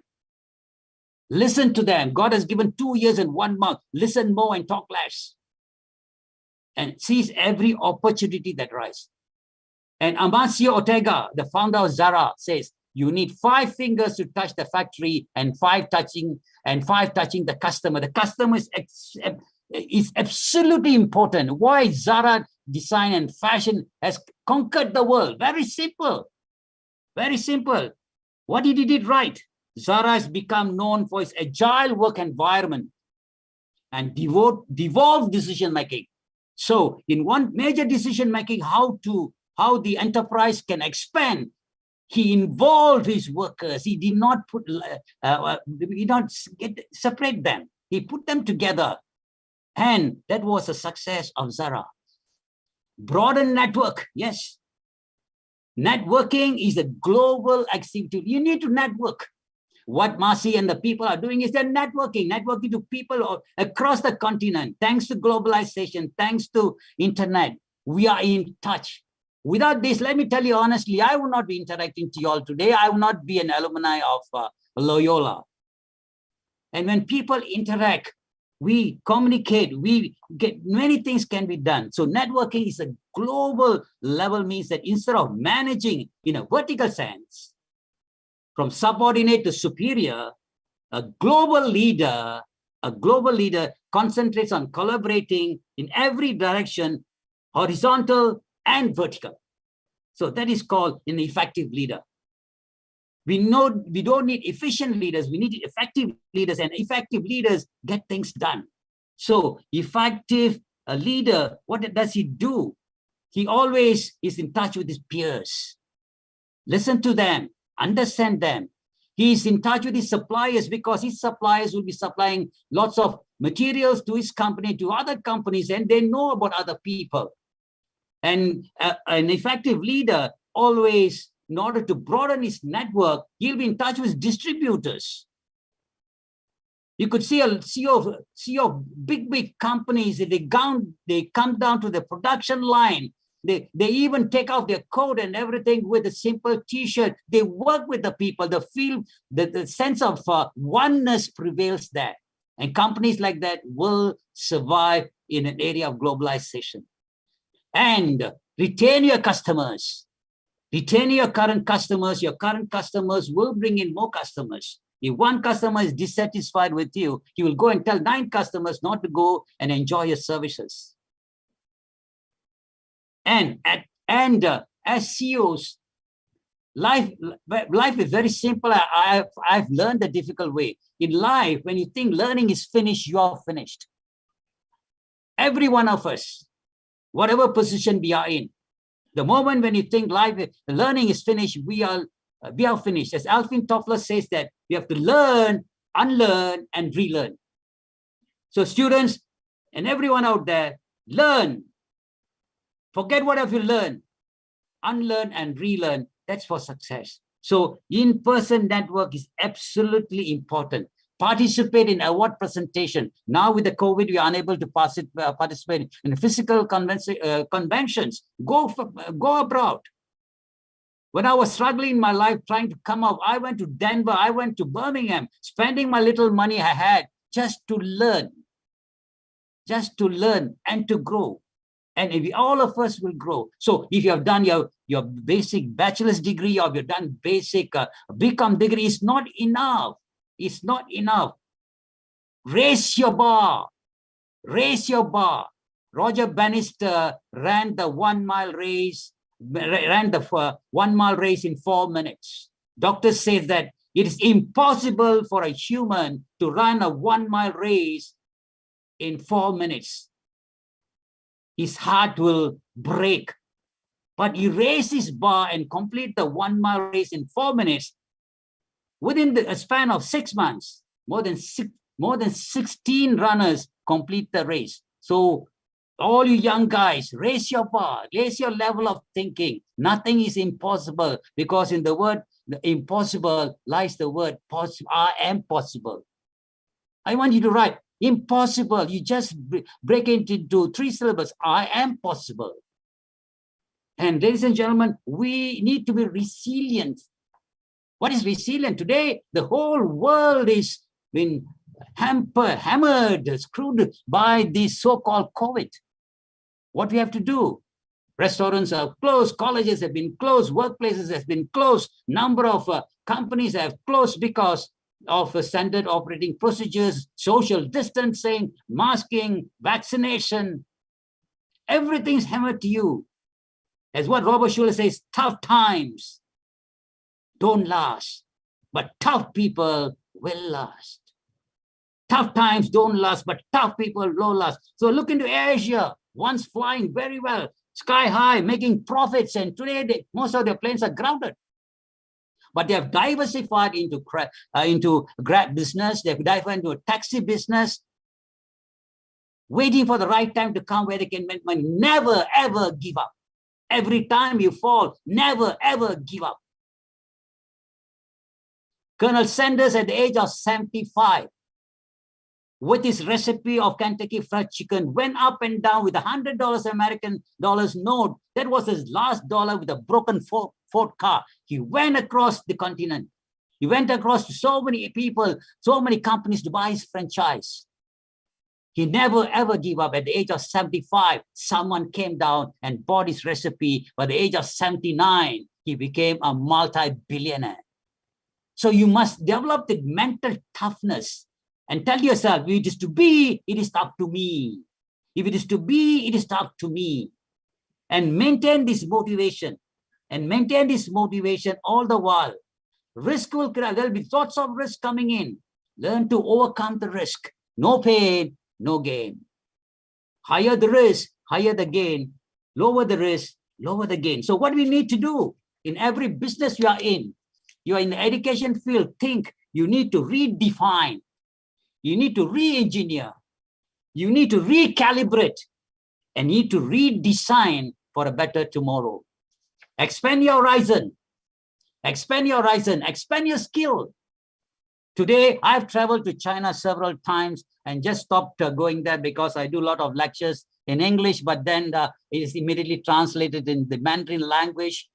Every single person I see down there, believe me, every single Chinese I see there, he can be a hawker, he can be a taxi driver, he can have a small business having food. Every single guy out there thinks of money, thinks of growing up, thinks of having luxury. Money is not everything, but everything is money. Money is not everything, but everything is money. So gone are the days they say, oh, why are you need to be so greedy? No. If I got lots of money, I give lots of people, I'll make lots of people happy. That's why I'm earning money. So in order to earn that money, we need to continuously improve our skill. We need to completely improve our skill. And when you increase your skill, your knowledge will simultaneously increase.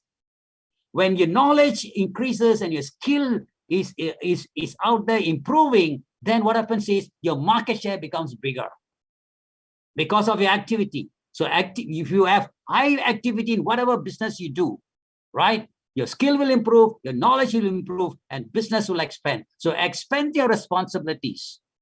In an expanded horizon, if you are given a task in your workplace and you fulfill your task and your superior or junior is given a task, volunteer to help him out and say, let me help you, because caring is sharing and sharing is caring. So it's a beautiful world out there. Beware of the trends. I repeat, be aware of the trends. What is the trend? Ladies and gentlemen, let us look at Nokia. In India, in Indonesia, in Vietnam, in Laos, in Cambodia, wherever I travel, people were using Nokia, connecting people. Now, what happened to the fate of Nokia? Nokia didn't want to reinvent themselves.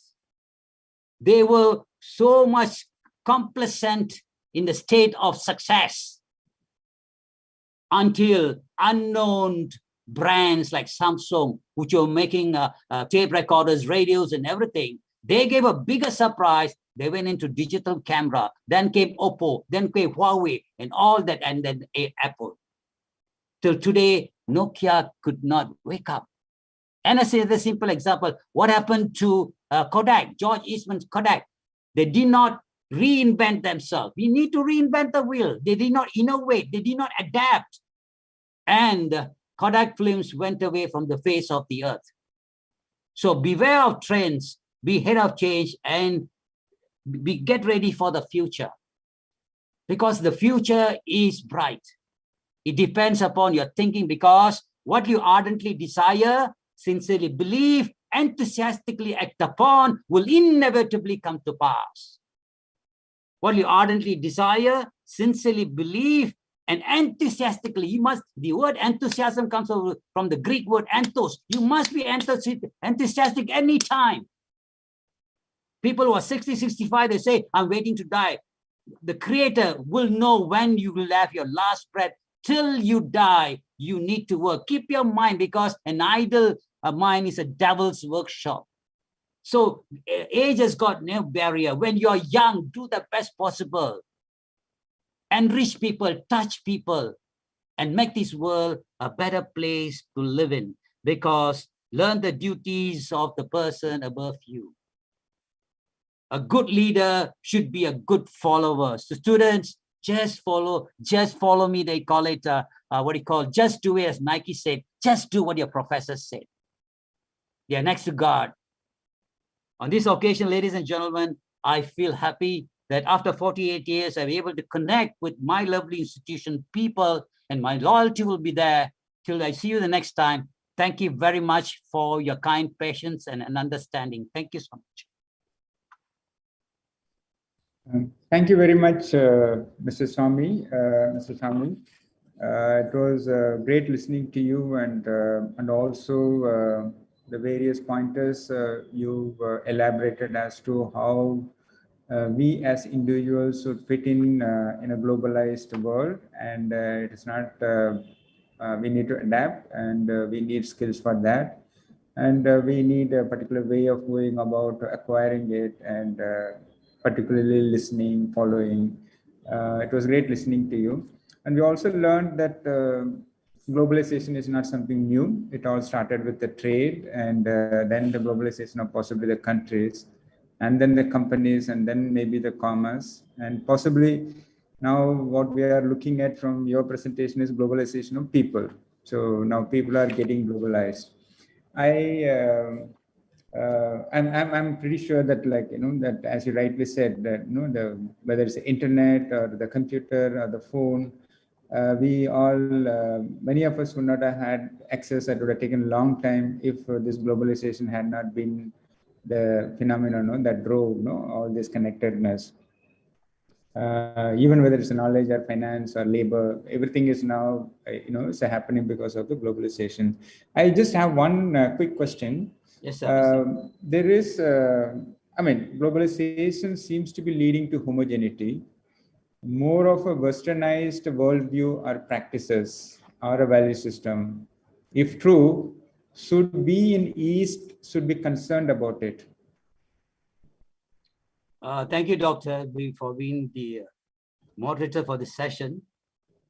Now, globalization is happening since the early time now with technology. And during this globalization, Asian values have been influenced by the West in clothing, right? The food we eat, the fast food we eat, right? The way we live, the way we think, the way we eat, and even the songs that are downloaded from the YouTube from the Western world. So Asians have, the Western world has influence on us. So it's nothing, nothing wrong in that. And also the Westerners has embraced our values. Like, for example, the Krishna movement is spreading very fast. And the famous sitarist Ravi Shankar, when George Harrison met him, he played the sitar on the guitar. That is embracing the Asian values. And the West encourage, what's the difference between the West, Doctor? What's the difference between the West ideology of philosophy against us is that people in the West encourage new ideas constantly. People in the West encourage new ideas constantly. So anybody coming with any idea, whether it is achievable or not, right? They welcome with warm hands and let everybody do an experiment on whatever ideas they have. Let them explore. Whereas the Eastern world and Asia and beyond, we slash off saying that you are a young fellow, you are a young chiku, I do not expect whatever it is. So we kill them young. Now in the Western world, children are trained to be brave. I'll give you a simple example. You take anybody having young children who are in college, right? You ask him to go up for a birthday party or a small function, and son, just welcome all our relatives. Tell them on behalf of my father, Xavier Raj, I would like to welcome each and every one of you. This function is been carried out to commemorate the birthday of my father who is turning 60. And you have invited the very close people. We have some events lined up, so don't hurry up and go home. Be with us. Just ask them to say that. Everybody will be running away from doing so. But you are take an average a Westerner, he's ready to talk because the freedom of speech has been given to them. The freedom of speech has been given, and raise their children to be bold, to be brave, to stand up and to speak up. And again, the Eastern culture, we love to call people by nicknames. They will say in Tamil, they say Katumarandi, Mundam, and all that. These nicknames doesn't exist in the Western world. Everybody is recognized by his given name, a sense of belonging, a sense of respect. So this paints a negative Asian culture against the Western culture. Of course, the Western culture, we look into people who are very modern dressing and everything, but it doesn't happen in the Eastern culture also, Doctor. So globalization has helped a lot. Lots of our people have been influence of lots of our top CEOs they've gone to CEO of Pepsi, CEO of Microsoft. As you all know, this I need not say. They at one time or not had higher education in the Western world, and they embraced the Western values together with our fundamental values, and they are the top of the world, Doctor. So globalization, I don't think it does harm. Take the best in anything. Also, it's like a basket. You just have to, if you want finer sand, you have to take out the granules, the hard rocks there. So take the best and use. And globalization is important. If not for globalization, lots of countries would have gone bankrupt. For example, through globalization, Japan has expanded its companies in Malaysia. We have assembly plant for the Toyotas. And people are gainfully employed. and everybody gets a decent salary. Components manufacturers, the suppliers, the manufacturers, again. So this is the way I look at globalization, Doctor, because it has got a good influence on it. How we take it is important. Yes, yes. Yep. Yeah, thank you. Let's hope the 21st century is going to be a melting pot of both East and West. Maybe more of East and balancing with the West. With that note, we'll move on to listen to the next speaker, panelist. Thank you, Doctor. It's a pleasure to be with you. Thank you so much. Yeah. I see Mr. Amaladas Rajesh here. Can I invite you to present to us your as a next speaker? This is just to the audience. This is a very interesting topic and an area because we all have been seeing. Are inspired by young entrepreneurs making it really very big, and we keep seeing articles and YouTube videos and so many other messages that is coming. And Mr. Rajesh is here to talk about young entrepreneurs. Mr. Rajesh, it is over to you. Thank you for the savior. Thanks for this opportunity, Dr. Lima, and the panel. And I'm very privileged and honored to be back into the family of Loyola. And it is, I've been pondering over this topic for a long time. Since my young age, I have been into business, I have been into social work, I have been into down the streets, working with people, and so many things have been happening over there. But always there some things runs in my mind, like, what I'm going to be at certain age group. When I reach 30, when I reach 40, when I reach 50, and when I reach about 60, what I'm going to be. That was always my ideology. I've been thinking about those things, like keeping these things in my mind and mentoring with a lot of MBA students, which I've been doing with them. I'm giving a global scenario and the ideology, what I have personally. And it may vary from regions, areas, and so on. But I welcome any student to clarify the questions and the panel or Father you or about what I'm going to present right now. Now, talking about the entrepreneurs, like all of us, we do know the definitions of that. But though we know the definitions theoretically, I started learning about being an entrepreneur right after I finished my 10th grade in St. Beats. So my family, like, they are all business people, and I'm part of them. And what happened was, after finishing my 10th, there was a long vacation. It was nearly about 3 to 4 months. So my eldest in our family is my uncle. Like, he asked me to just go along with the salesman of a company. He gave me a briefcase of books, some videotapes, and he said, go and start selling. I was surprised, like, no, because I have no idea how to sell and no idea how to do things. So you can understand the age, but if it is going to be attentive. So when I went into the market, it was new to me. People were just seeing me like a child. Yes, of course, that's what happens, like when we go in that age and meet people. So right from that age, like, it has become a challenge. Like, one, I have to prove myself about the position what I am supposed to be. I have to prove myself that I am knowledgeable. I have to prove that I know what I'm selling. I have to prove that the selling have to be complete. So many things came as a challenge. And keeping all these things in mind, like, right from the young age where we started, and about the digital divide, which I came to understanding about 20 years back, and what Japanese government were doing on the digital divide, what the American government was doing, what the Indian government was doing, and what the globalizations were doing on the digital divide. That was another challenge. And the current scenario is another challenge. So nearly about 40 years, which I have been seeing a lot of changes in all these scenarios, in all these areas. I'm just making it with a very crispy note to the youngsters who are watching this and to the people who really want to do something and achieve something. I'm just giving a very crisp note on these things, like current COVID situations, current virtual situations, the digital divides, and how are we going to survive is the main question for everybody.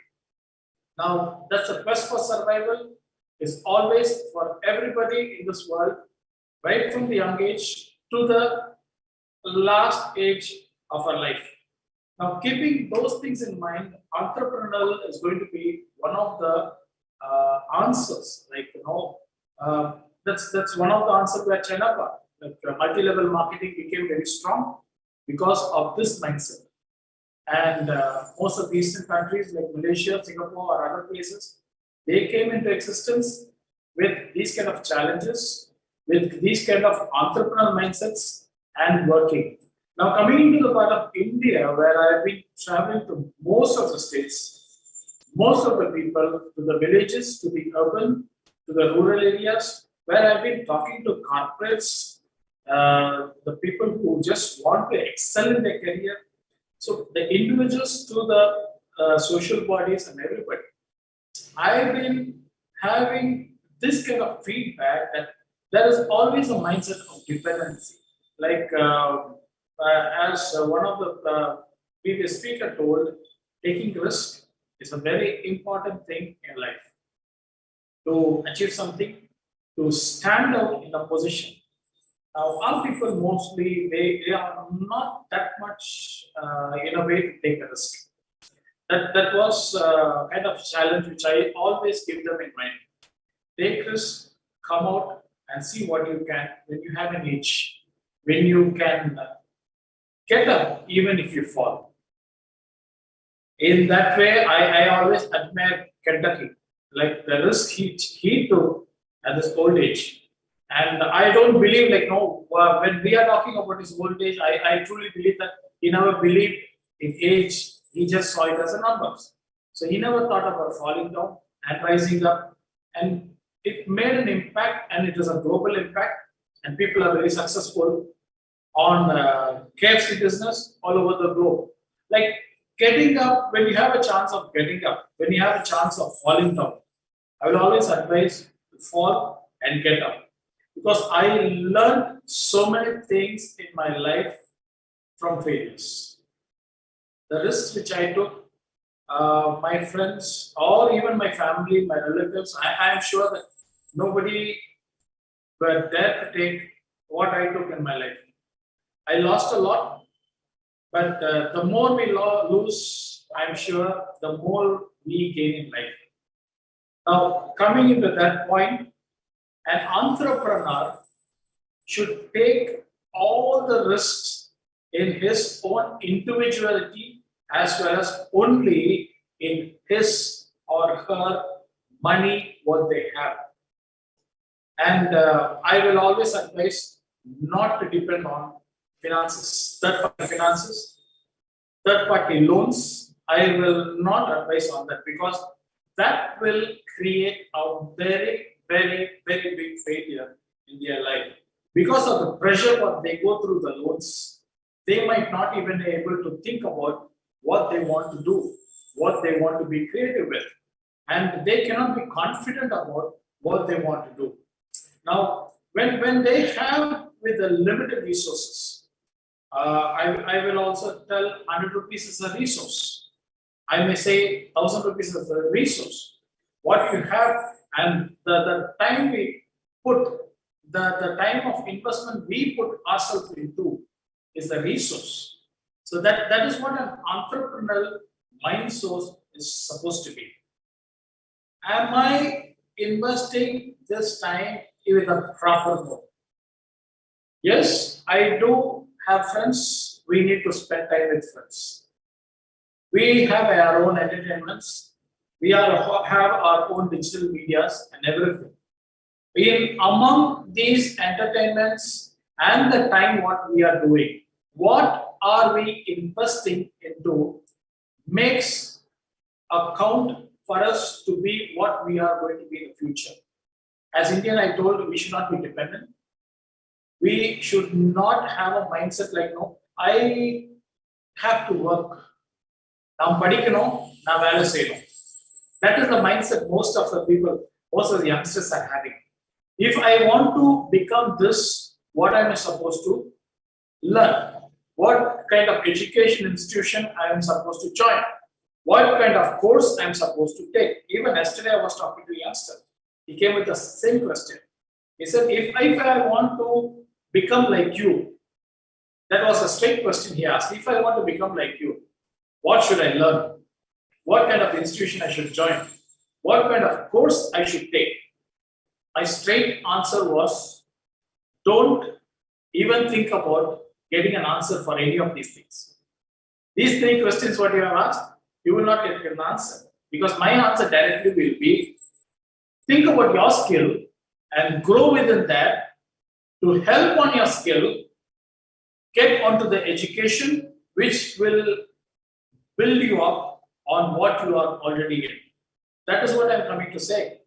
That is the entrepreneurial ideology which I would want to give into the youngsters over here. If you are an investment, not your money, not your status, not anything, you are an investment, then you have to find your own brand. What is you? Search yourself inside and find out who you are. That is your brand. If there are about 7.5 billion people in the world, I believe each and every individual is going to be a brand. Because colloquially, when we say this fellow is branded as an entrepreneur, this fellow is branded as a childish character, this person is being branded as a misbehaving character. So many people, we brand them, even within ourselves, even without our knowledge. Our inner mind brands each and every personality we see. Likewise, I encourage all the individuals to see how you are being branded. We make fun of our lecturers in the college. Sometimes we have our perspectives towards the students. But by nature, all of us, all of the individual, we are a multi-task, talented workforce. We are born with those characters. We are born with that kind of ideology. We are born with that kind of strength. When I'm talking about multitask, I was born as a son. Then I grew as a brother. Then I mingled as a friend. Then I became a student. Furthermore, I became a father. I became a husband. I became a teacher. I became a businessman. I became an entrepreneur. I became a colleague.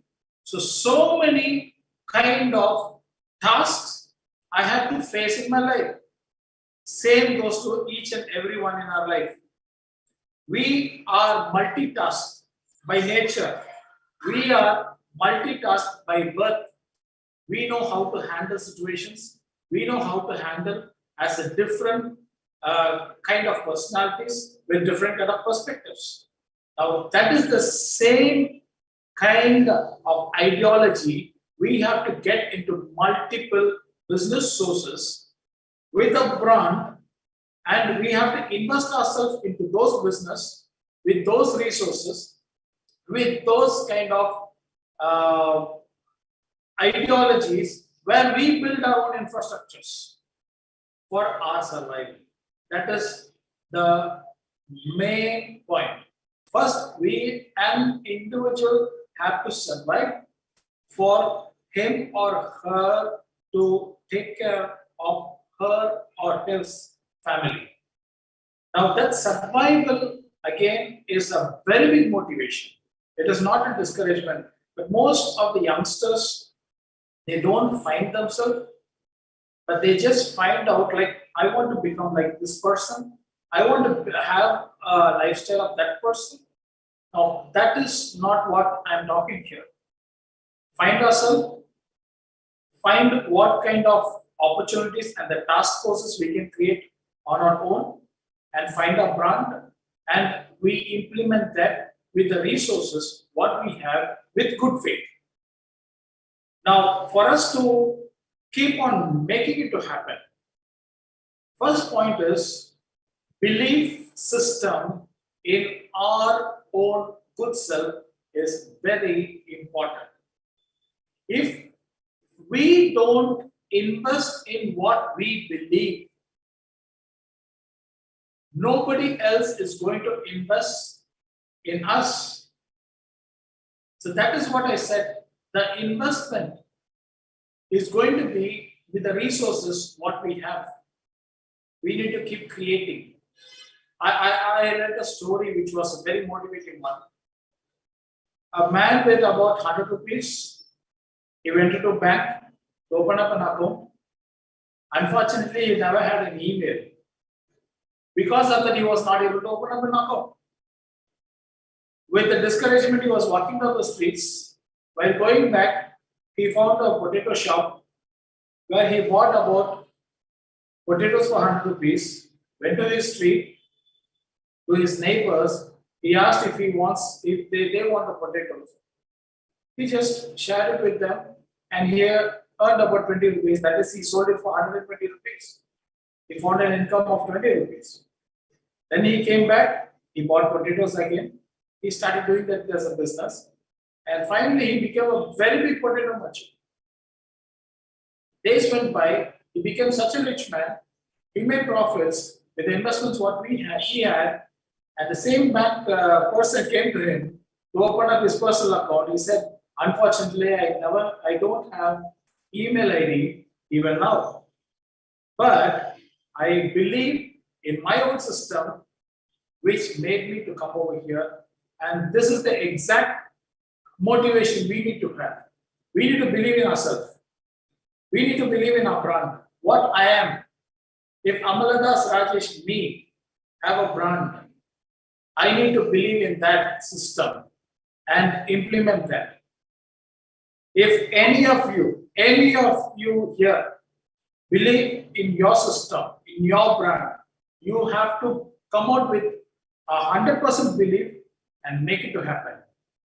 Unless our belief is being productive, it comes out with a result orientations. People are not going to have hope in us. The belief system will bring in hope. We will gain hope. Once hope comes inside us again from others, from the people who are seeing us, investment will flow in. This is the basic system what I'm talking. This is not a very big formulas or very big entrepreneurial literatures I'm talking. It's a very basic things where we need to understand, and we have to create hope for people to look into us. Once they start investing,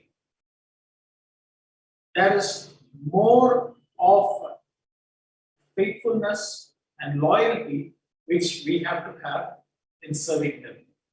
Now, I have a lot of investors. I have a lot of friends. I am giving them returns. Now, all of them came in after seeing the results what I started giving. Now, after I started receiving the investors, my fear has hit the peak. Till then, I was very casual. Till then, I was very lethargic. Like, no, it's my money, it's my business. If I invest, if I don't get the returns, I don't care. But I was working day and night. I was working with all enthusiasm I had. The part is, to be very honest, money was never my criteria all through my life. Because I never worked for money. I don't believe working for money. I believe in working for my satisfaction. I believe in working for my fellow people. I believe in working with the people I love. I believe in working for the society. I believe in giving some contributions for the place and the people who are around me and within me. So this was my total belief. I never believed on anything what. So my ideology was totally different to become an entrepreneur. I never wanted to become an entrepreneur to earn money. I became an entrepreneur to serve people. That was the only thing was running in my mind. So, but since I never followed the money started following me. That was great. And I thank God for all the opportunities and blessed things which I had. Now, after all these things, when I started getting the hope from the people, as I told you, I became more cautious because I'm handling people's money. I was very careful. Then came my fear. But when I started having my fear, there was a kind of difference in the returns what I was getting. Because my only conscience was to get the returns and give it to investors. And I never started thinking about those things. I never started thinking about what luxury I had. I never thought about what kind of returns I was having. But again, after some analysis that hit my mind, then I started thinking like, no, I went out with my originality. Then I came again, when I'm getting more investors, more friends coming in, I have to mentor them for the ideology what I have. I started with them and started giving them more of an informations, more of a service minds. As an entrepreneur, we can serve the people, we can give the products, we can sell our brand, we can sell the brand which is unique, simple and complete, and give it to them, and we will get higher returns, and we can start sharing all these things. In all these things, one important thing which I found is integrity. That is the only task, only mindsets we need to have. Whether it is an old age, ancient system, digital system, virtual system, or the futuristic. The basics is how are we going to brand ourselves, how are we going to present ourselves, and how integral or the integrity, how with integrity we are going to serve. All these things will determine about the returns, what we are going to get. Now, entrepreneurial, the business, profits, and everything, of course, it is part of the counts what we have. It should follow us. At any time, any point of our mind, I believe that we must not follow money. I believe that money should follow us. And in my belief system, it is happening. I also believe that once all the individuals start finding yourself, it will happen to you all. And it will make you to rule over things and grow with more efficiency in the global scenario in the coming days. Father, thank you for this opportunity and all the listeners. And I'm glad that I'm able to share my views. And I'm a small testimony of mine, which I was able to achieve in my life. Thank you and wish you the best for all of you. Thank you, Mr. Amaladas. Thank you for sharing with us your insights. And thank you for urging anyone, encouraging that anyone can become and should consider seriously becoming an entrepreneur. Yes. And you also touched upon how money is investment is important, but not necessarily it has to be big, or one should be going after the third party. As I think everyone says, like bootstrapping and maybe family, friends, and of course fools. This is what normally the cliche, as it goes, like so. So thank you very much, and of course you emphasized on that it's important to remain resilient. When you take up on something, and you need to believe in yourself. You are a brand, and then therefore create hope for everyone else. So it was very well put, and it was very interesting to listen to your experience. I have one sort of a quick question. Yes. Can we, it's a kind of a perception, can we say that entrepreneurship or young entrepreneurs are more of an urban phenomenon than you see that happening in rural areas? So what do you have to say about this?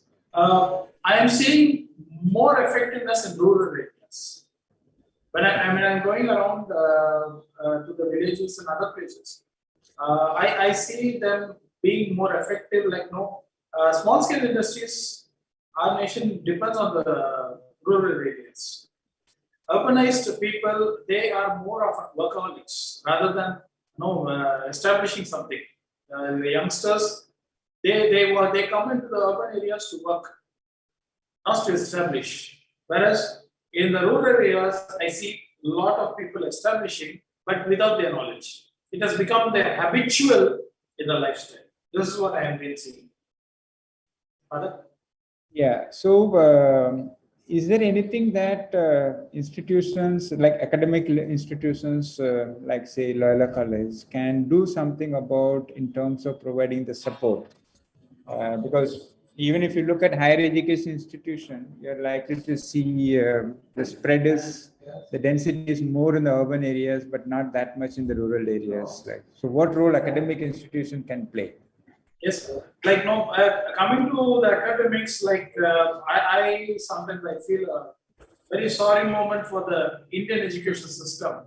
But as an individual institutions, like when we give more kind of a practical first-hand experiences, that is going to be a very phenomenal change among the youngsters. Like our students, I can compare our system with the Singapore institutions a lot. I have been to a lot of colleges over there because I have been giving career guidance for students going to Singapore. Because the system over there, right from 8th grade, they are giving a lot of hand-on experiences for students to make decisions. That is where academics to come inside. Let us not make decisions for them. Let us teach them how to make decisions. Or let us not work for them. Let us teach them how to work. And be a supportive principles. Definitely, I believe that this will be a very positive atmosphere for them to achieve and grow. This is what I expect from the academics right now. Very good. Thank you. So, so what you're saying is that we need to help students to choose, decide, and then do what they want, yes. What they are learning. So thank you very much. That was very interesting. We will move on to Mr. Dr. Manika Vasaham. He's here with us to talk about the. For me, it's a very interesting topic, the disruptive innovation. Right? As I was initially saying, even the globalization is about innovation, and it is not just innovation, it is disruptive ways of things happening. I mean, even the previous speaker, Mr. Sami, also mentioned about Nokia. It was one of the very classic example of how things got disrupted, a legacy company literally disappearing. So I think we all agree that 21st century is all about disruption, and we are all adapting to that.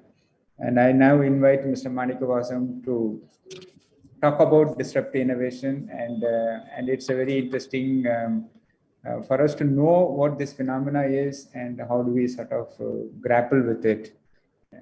Thank you. Thank you, sir. Good afternoon to, I think, good morning to all of you. I have been watching and listening to the erudite speakers' addresses, Mr.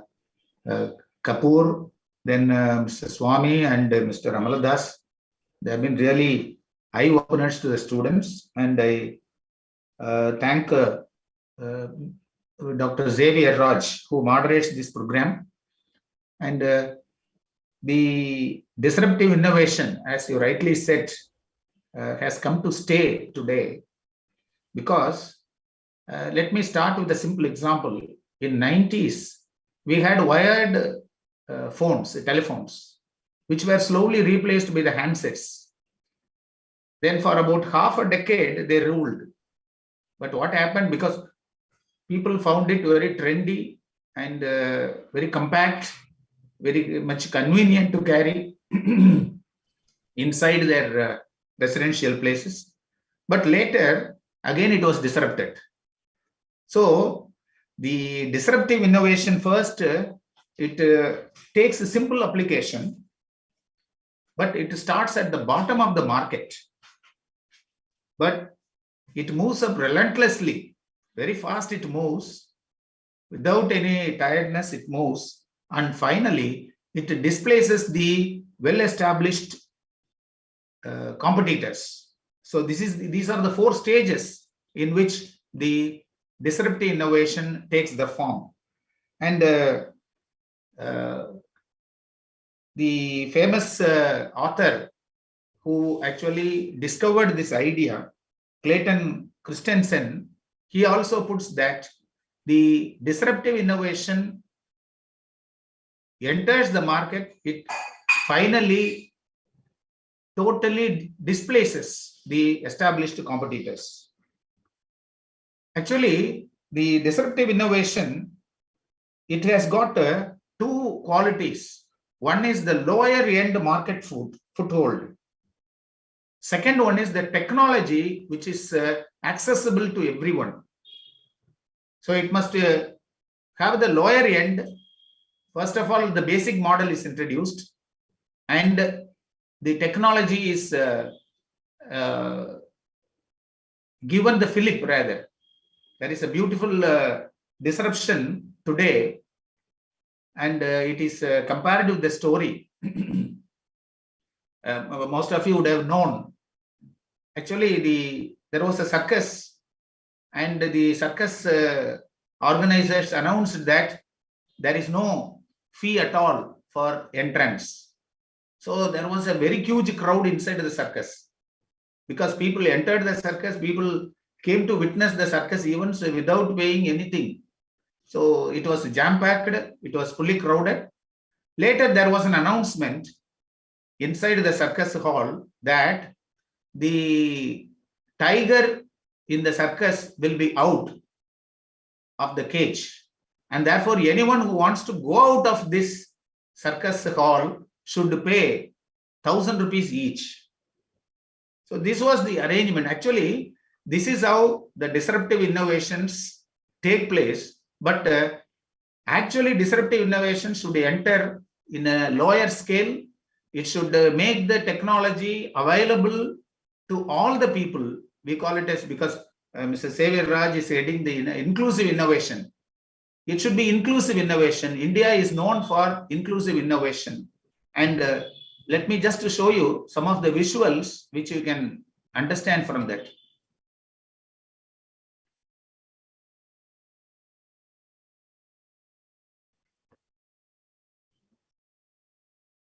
Is it visible to all? No, sir, we could not see the presentation. Okay.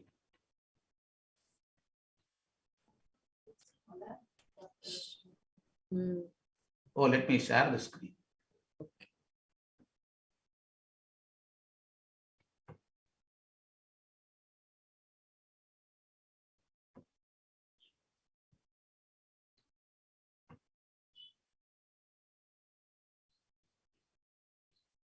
Now it is visible, sir.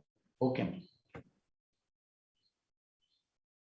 So the disruptive innovation, it changes our lives and it destroys the established business competitors. As I said earlier, it has 2 qualities. One is the lower end market foothold.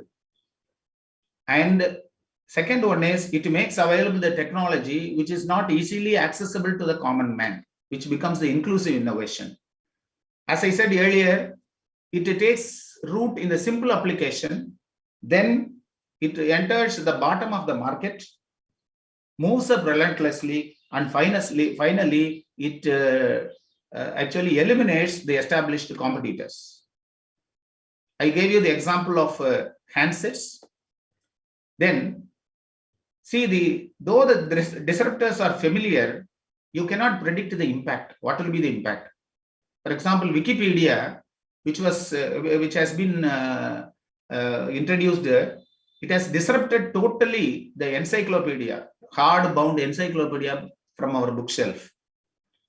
And what is the very important thing to be noted in disruptive innovation is that the innovations must be customer-centric instead of product-centric approach, because you understand the needs of the consumers and then accordingly you introduce the product instead of producing the product and then marketing it to the customers. Now you can see, excepting Microsoft, all other giant corporations have become irrelevant today. There are different types of disruptions. The business model innovation. Amazon is the best example. Some 26 years, 27 years back, Amazon was started as a book distributing company only. Now you can get everything from Amazon. Business model innovation. Second is the product innovation. There have been number of changes. The innovation has reshaped the entire product. And finally, the technological innovation. Though all the three resemble, they are not the same because they have different origins, different effects, and different responses also. Now, if you look at the Indian context, the disruptive innovation, it follows the principle of inclusive innovation only. As I said earlier, the cheaper alternative is preferred because always Indian customers are cost conscious and they want the lower end products only, mostly, and the customers are price savvy. Next only they are product savvy, and therefore they make their choices based on the requirements and the prices. And see, the Nirma, when the Nirma detergent cake, when it was introduced in the market, it replaced the washing soap bars. In those days, we used the soap bars only.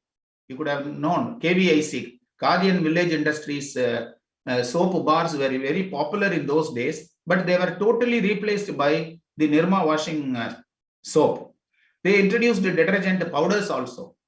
And Hindustan Lever, which was the market leader actually, which was marketing the surf at 15 rupees per kg, could not withstand this Nirma washing soap because Nirma was selling at 3 rupees 50 paise per kg. And later, in order to counter this Nirma's threat, Hindustan Lever had to change its marketing strategy in 1987. Then it introduced the wheel powder. Now, the HUL brands are sold more than 2,000 crores a year. Similarly, in the cosmetics, Chick shampoo. Now, in 1999, the Chick shampoo had come to stay in 50 paise sachet. Actually, there is a wide range of fragrance today. Now, again, Hindustan Lever had to counter this disruptive product, namely Chick shampoo. Now you can see every outlet is having a number of sachet of all brands of this shampoo. Similarly, Godrej. In those days, Godrej was the pioneer as far as this refrigerator market was concerned. They were selling it, but it was meant for upper middle class and high income group only. Godrej actually started introducing the Chotu Cool for a price of a very, very reasonable or competitive price of 4,000 rupees. And this cost effective step, it actually totally earned the market, and they started selling this through different outlets like postal department, self-help groups, women, small-scale entrepreneurs, etc. And such a disruptive innovation totally revamped the refrigerator market. Similarly, in the automobile sector, in 1983, Maruti Udyog Limited had a collaboration with the SMC, Suzuki Motor Corporation, and this disruptive innovation, because lower end basic model of the car was sold for 56,000 rupees initially in 80s, and they replaced Ambassador and Premier Badmini. Later, they severed their connection with the SMC, and now Maruti Udyog Limited, MUL, is manufacturing and supplying, and it is controlling the major share of Indian automobile market. Similarly, the Kodak, because Mr. Swami also made a mention of this Kodak, it was a market leader up to 1998 with 85% market share with several 100,000 employees. But in 2012, it applied for bankruptcy because it could not withstand the digital photography. And you can see several businesses have been affected. Uber, it has the biggest fleet of the cars, but does not own a car. Similarly, this Airbnb, it is a software company. It does not have a single room.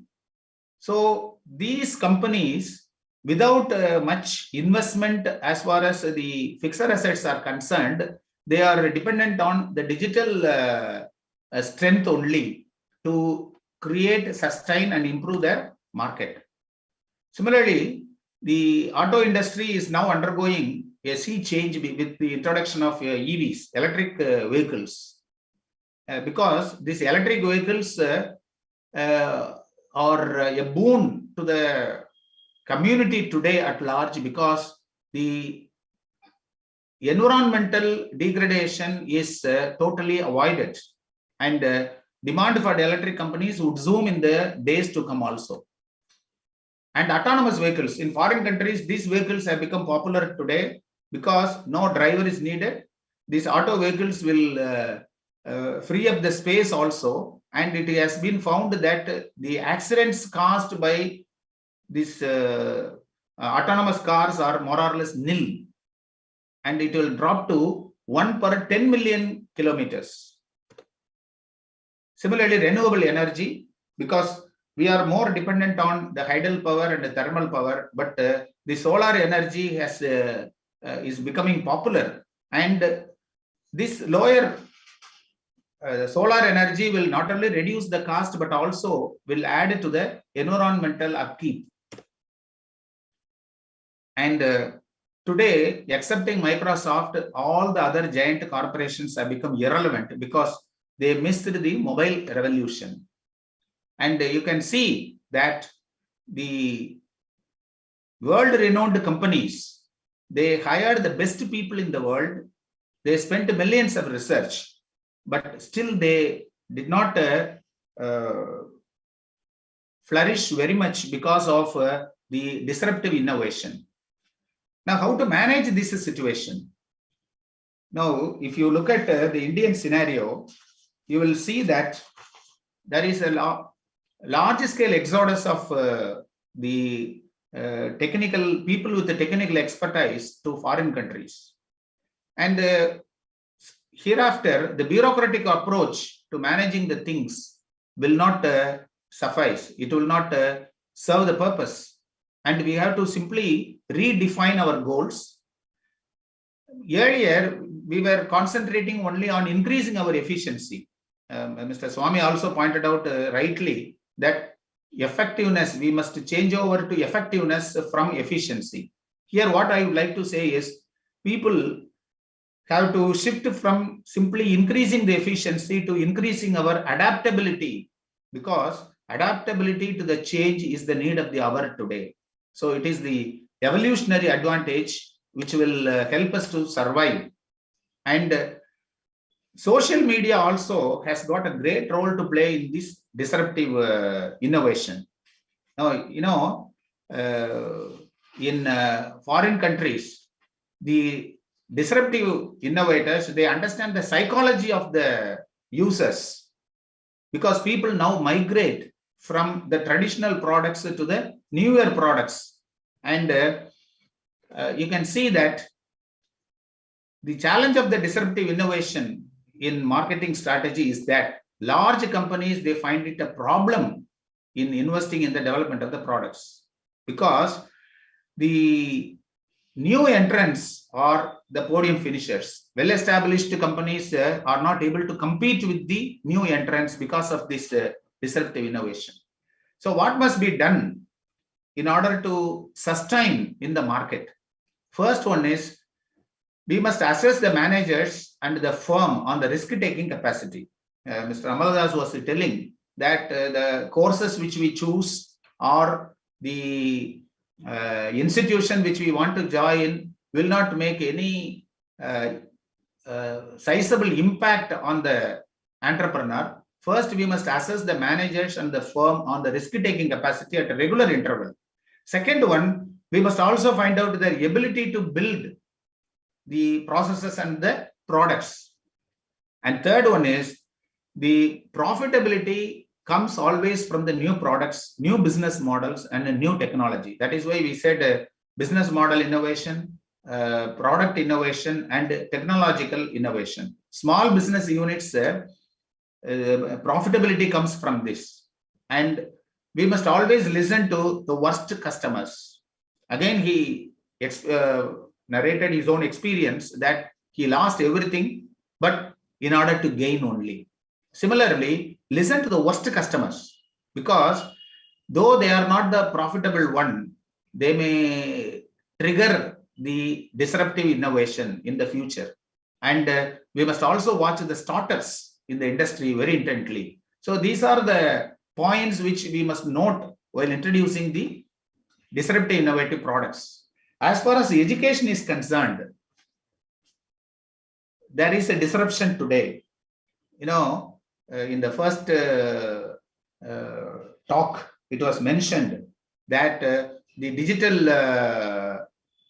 education is becoming popular today, and 750 virtual labs are going to be set up in science and mathematics alone, and 75 skilling e-labs, they are going to be created for the simulated learning environment. And another thing, Finance Minister announced in the Parliament while presenting her budget that PM E-Vidya, that is 200 TV channels are going to be established. That means one classroom, one TV. So there is going to be disruption in education also. Government of India has allocated around 1,04,000 crores for education, and for higher education around 67,000 crores, 37,000 crores for school education. So this amount may not be fully sufficient, but however, this will help to take up the digital form of education. Then urban to rural innovation. Again, Amaladas sir was pointing out that there is more of intent from the rural side people than the urban side people, because almost all the facilities, there was a scheme earlier, long back, called Pura, providing urban facilities in the rural area. And with that, people today want the rural side to live, because the rural area is free from pollution, and they get good water, good air, and almost the facilities which are available in the rural area are available in the, available in the urban area are available in the rural area also. And the technology has made it possible to link the rural area with the urban area. And drones also deliver packages. And you can see the technological innovation. As far as India is concerned, we are not that much fast, but the Global Innovation Index has risen up to 46 in 2021. Earlier it was 48. And in 2015, our Global Innovation Index was 81 rather. So there is a tremendous improvement as far as the innovation index is concerned. And you will be happy to note that most of the patents, more than half of the patents, 52% of the patents come from 3 states in India. One is Maharashtra, the second one is Tamil Nadu, and third one is Karnataka.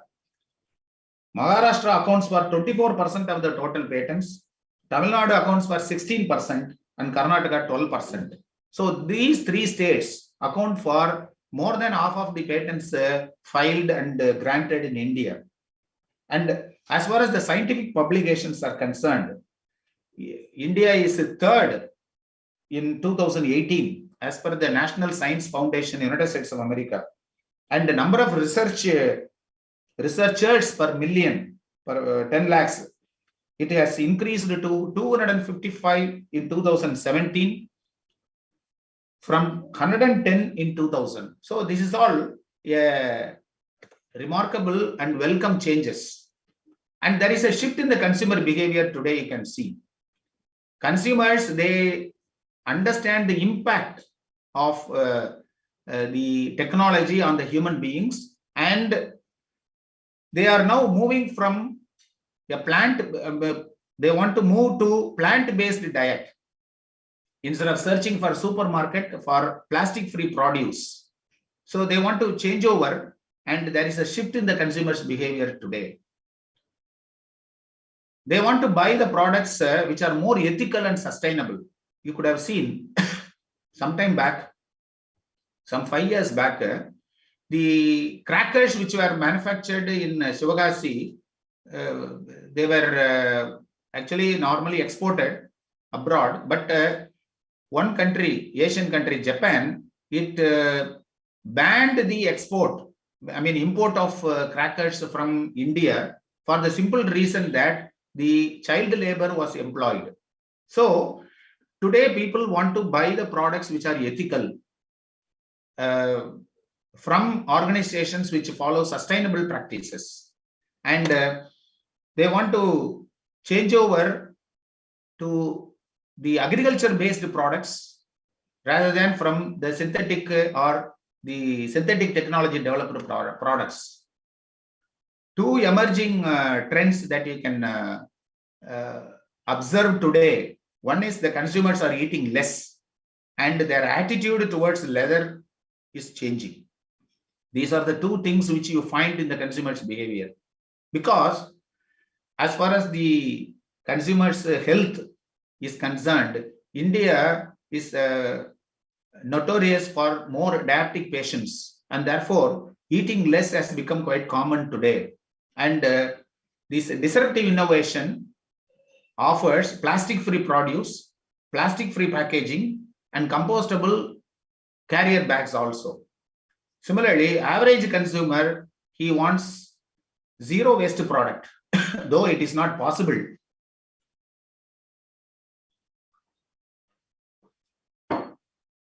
But the companies, they want to adopt these methods of production and marketing. And you can see we need to enhance our allocation of funds for research. It is found that only 0.7% of our GDP is spent on R&D. And we need to allocate more for R&D like countries China and South Korea. Similarly, we need to adopt aggressive strategies to enhance our research quality in our research institutions. Now, there is an exodus of technical graduates from India to foreign countries, and why there is so much of talent to drain. When you make an analysis, you find that not only hefty salary and easy prosperity are the reasons. The main reason is that we are not providing them the right ecosystem for attracting the talent. And when we just analyze the reasons why most of the Indians want to settle abroad, it is because of their inherent qualities, Indian values, their hard work and perseverance. These are the 3 things which I find in our Indians in abroad. And no doubt working conditions in abroad are fine, and the society in general is also supporting. and these two help the Indians reach their potential. And another thing is that universities, companies, and workplaces abroad, they actually reward innovation. Not only innovation, analytical thinking, independent mind, values, and attributes. That is another reason which attracts Indian graduates. Whereas the yes boss culture and conformist work ethics. In India, we find these two things, yes boss culture, and second one is the conformist work ethics. These two ways are not necessarily the path to succeed. In foreign countries, our people understand that they need not to follow these two strategies. And free and fair thinking, challenging the conventional approaches, these two are not discouraged in foreign countries. They are not discouraged, not only discouraged, they are not penalized also. Even they are appreciated. If you have free and fair thinking, and if you challenge the conventional method of doing the work. So such a work atmosphere only seems to attract our Indians because they have the best talent and they are hardworking and ambitious in nature. So what we must do in India to support the innovation is that a vibrant R&D ecosystem must be made available. The technical graduates need to be offered challenging research projects.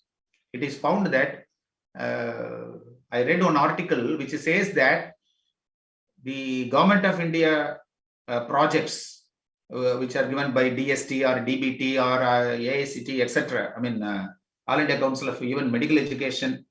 Most of the funding agencies offer funds for carrying out research projects, and it is found that only 5% of the researchers carried out in the research institutes and universities finally end up with success. But in spite of this is the case in abroad also, countries like South Korea and Japan. But however, they spend more on research, whereas we need to enhance our research spending. And if you want the disruption to take place in innovation, then we must see that the customers' needs are met.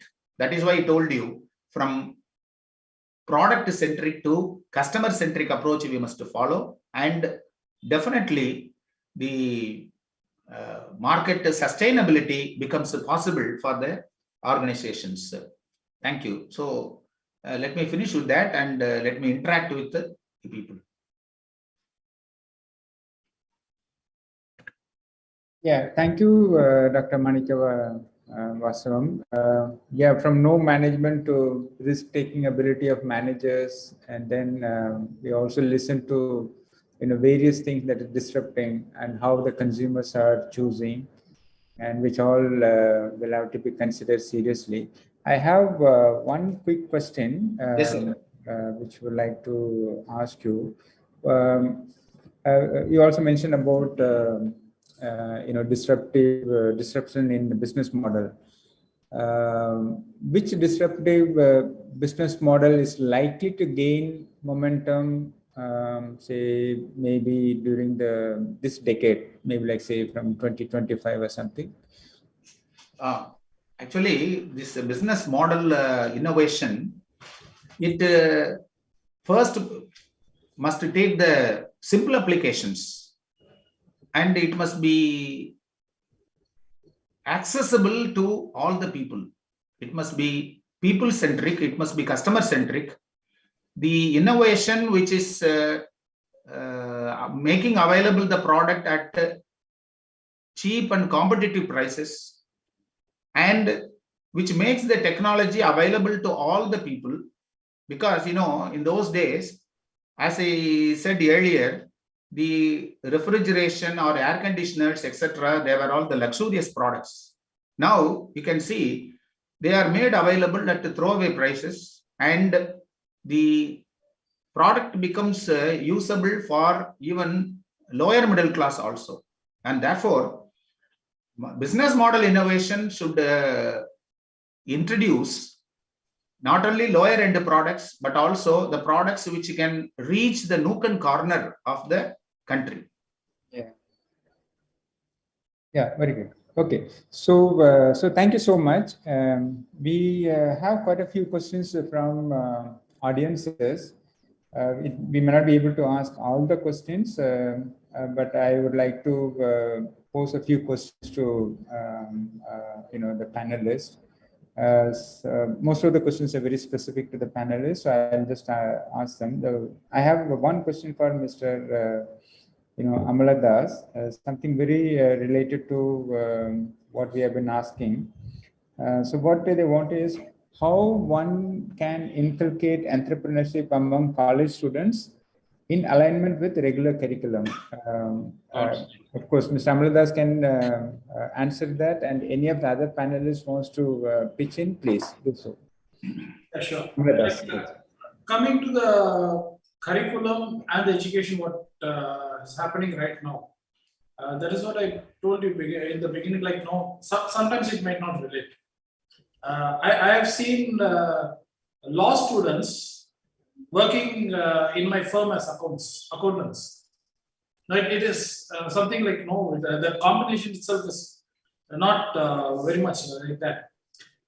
Because of the situations and scenarios, they come into that kind of decisions, and their families, they're forced to come into work, and we give them the job as an accounts assistant to, again, it starts from the routing, from the base.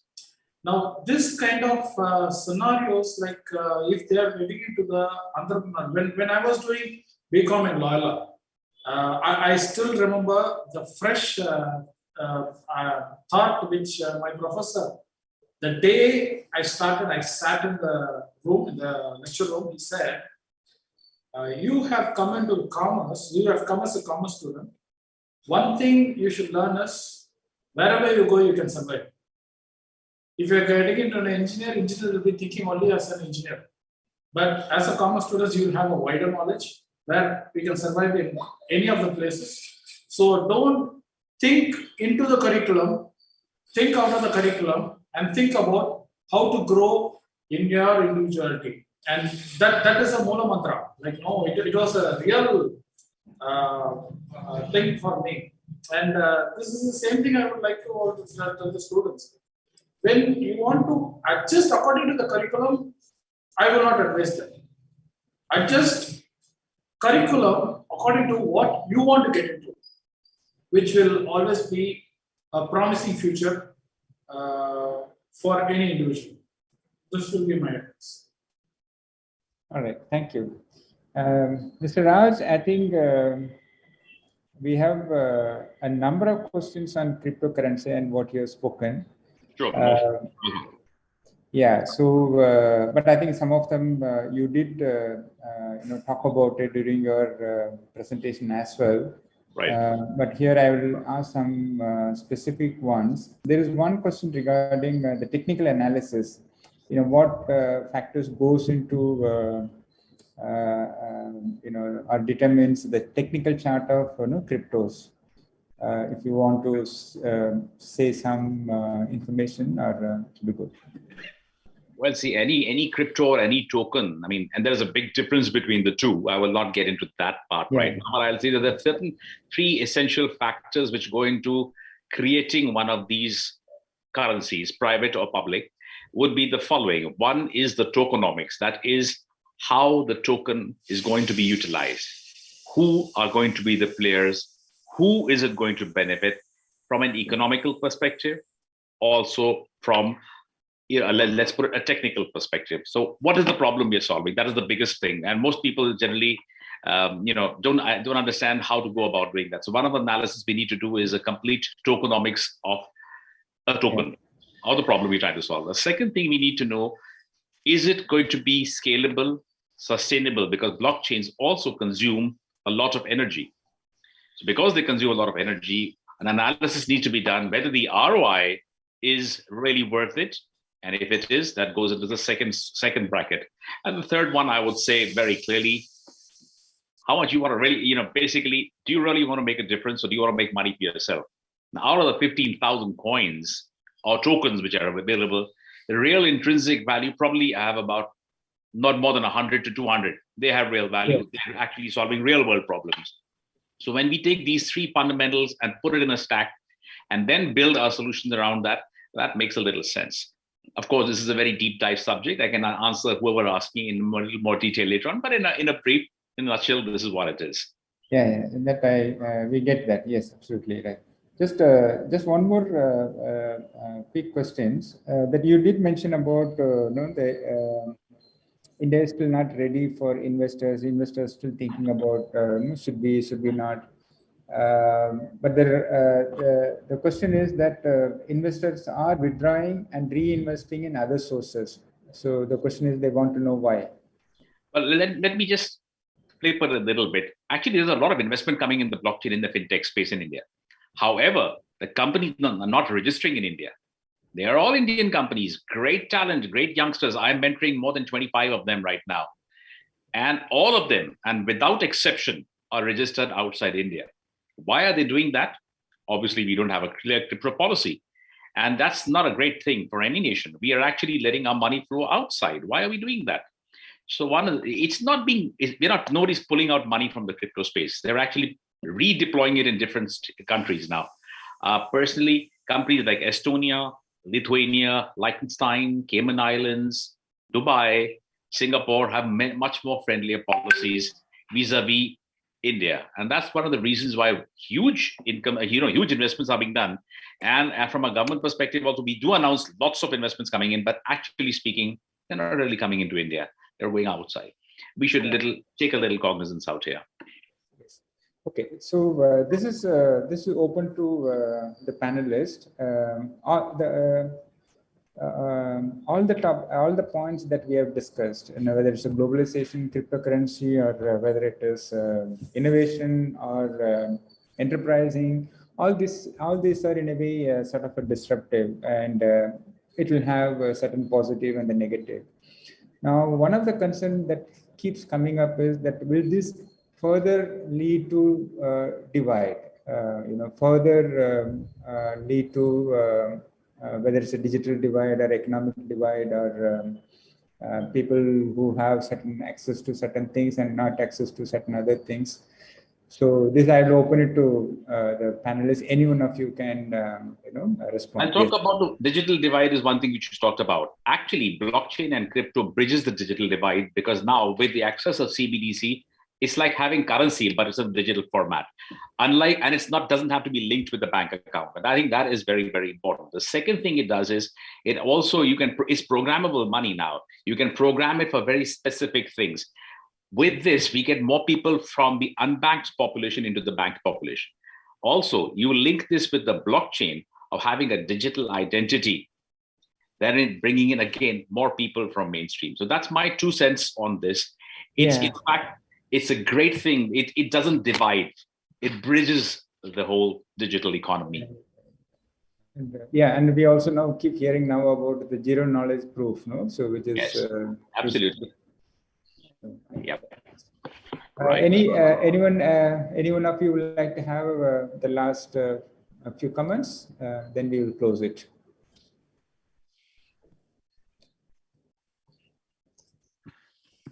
Yeah. Okay. Good. So thank you so much. Yes. You want to say, Mr. Rajesh, something? Hello, I'm fine. We can go. Yes. Yes.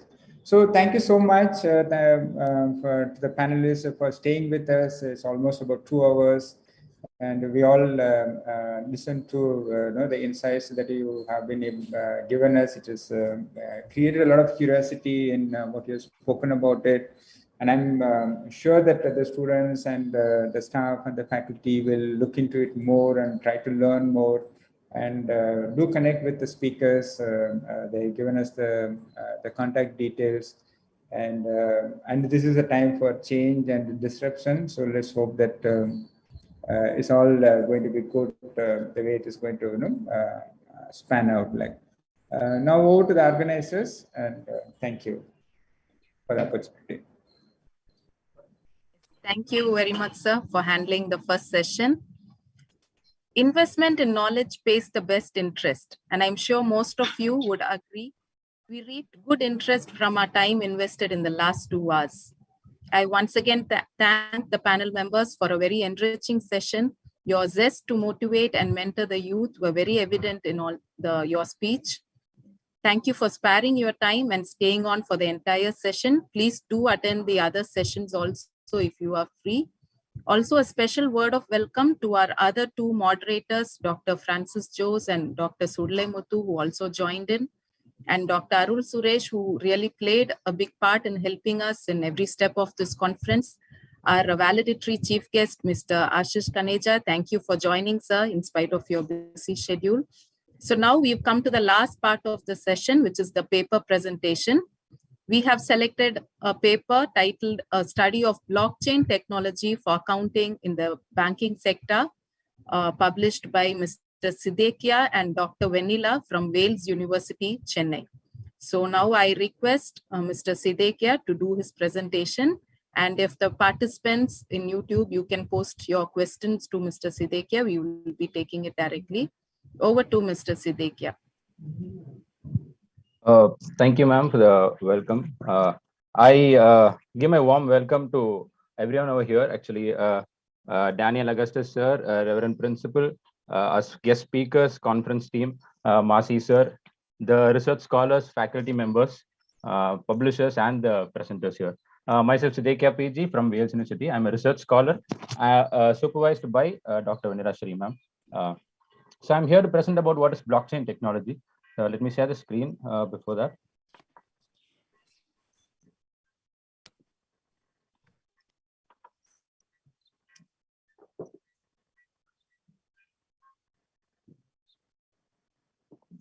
Hope the screen is visible to all.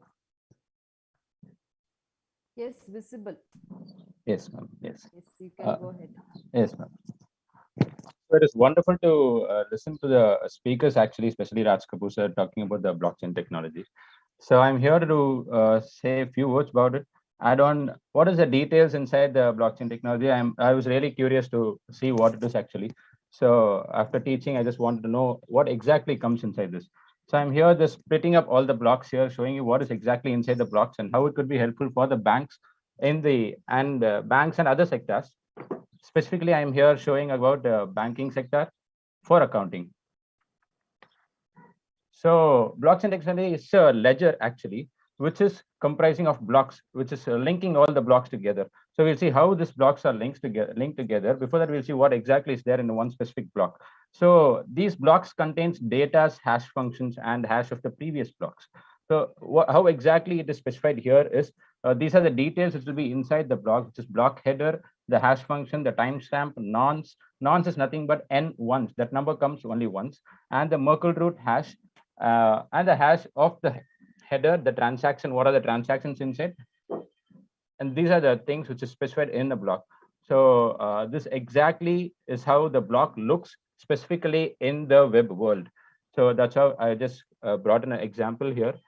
So here we need to know what is hash function actually. So the hash function is nothing but imagine a machine. In that machine, if we put in any number of input, we'll be getting a specific number of output.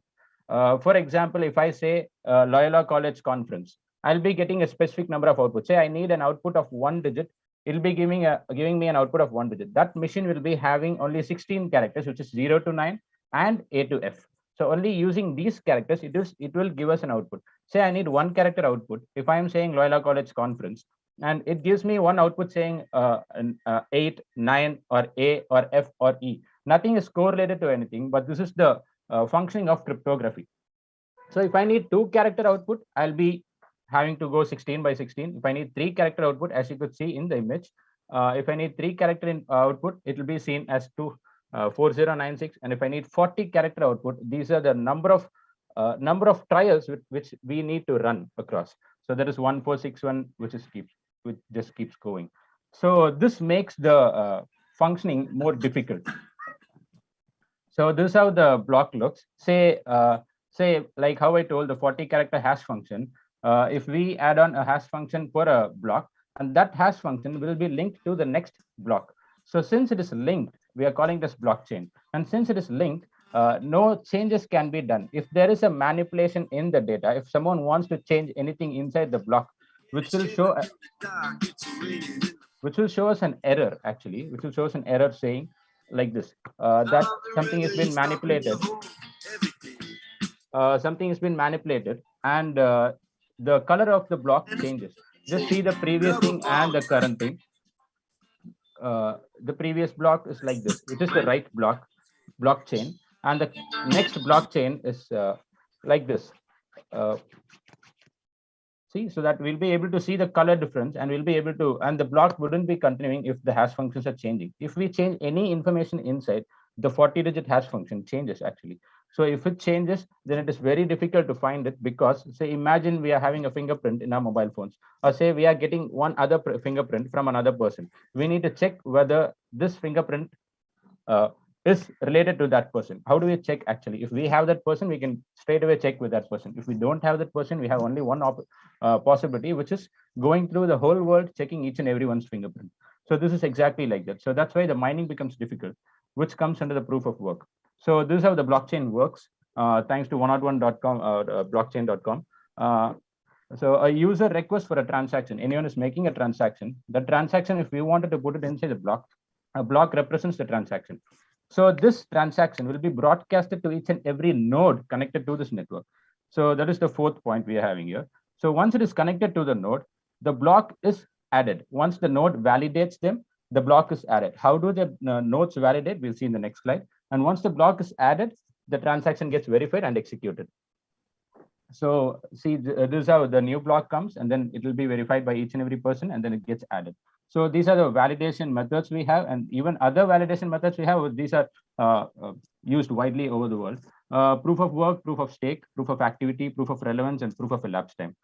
Proof of work is actually related to, you need to mine each and everything. Like just now how I told, you need to function with each and every hash function. You need to find out each and every opportunity for the next block to be created, for the right hash to be found in there.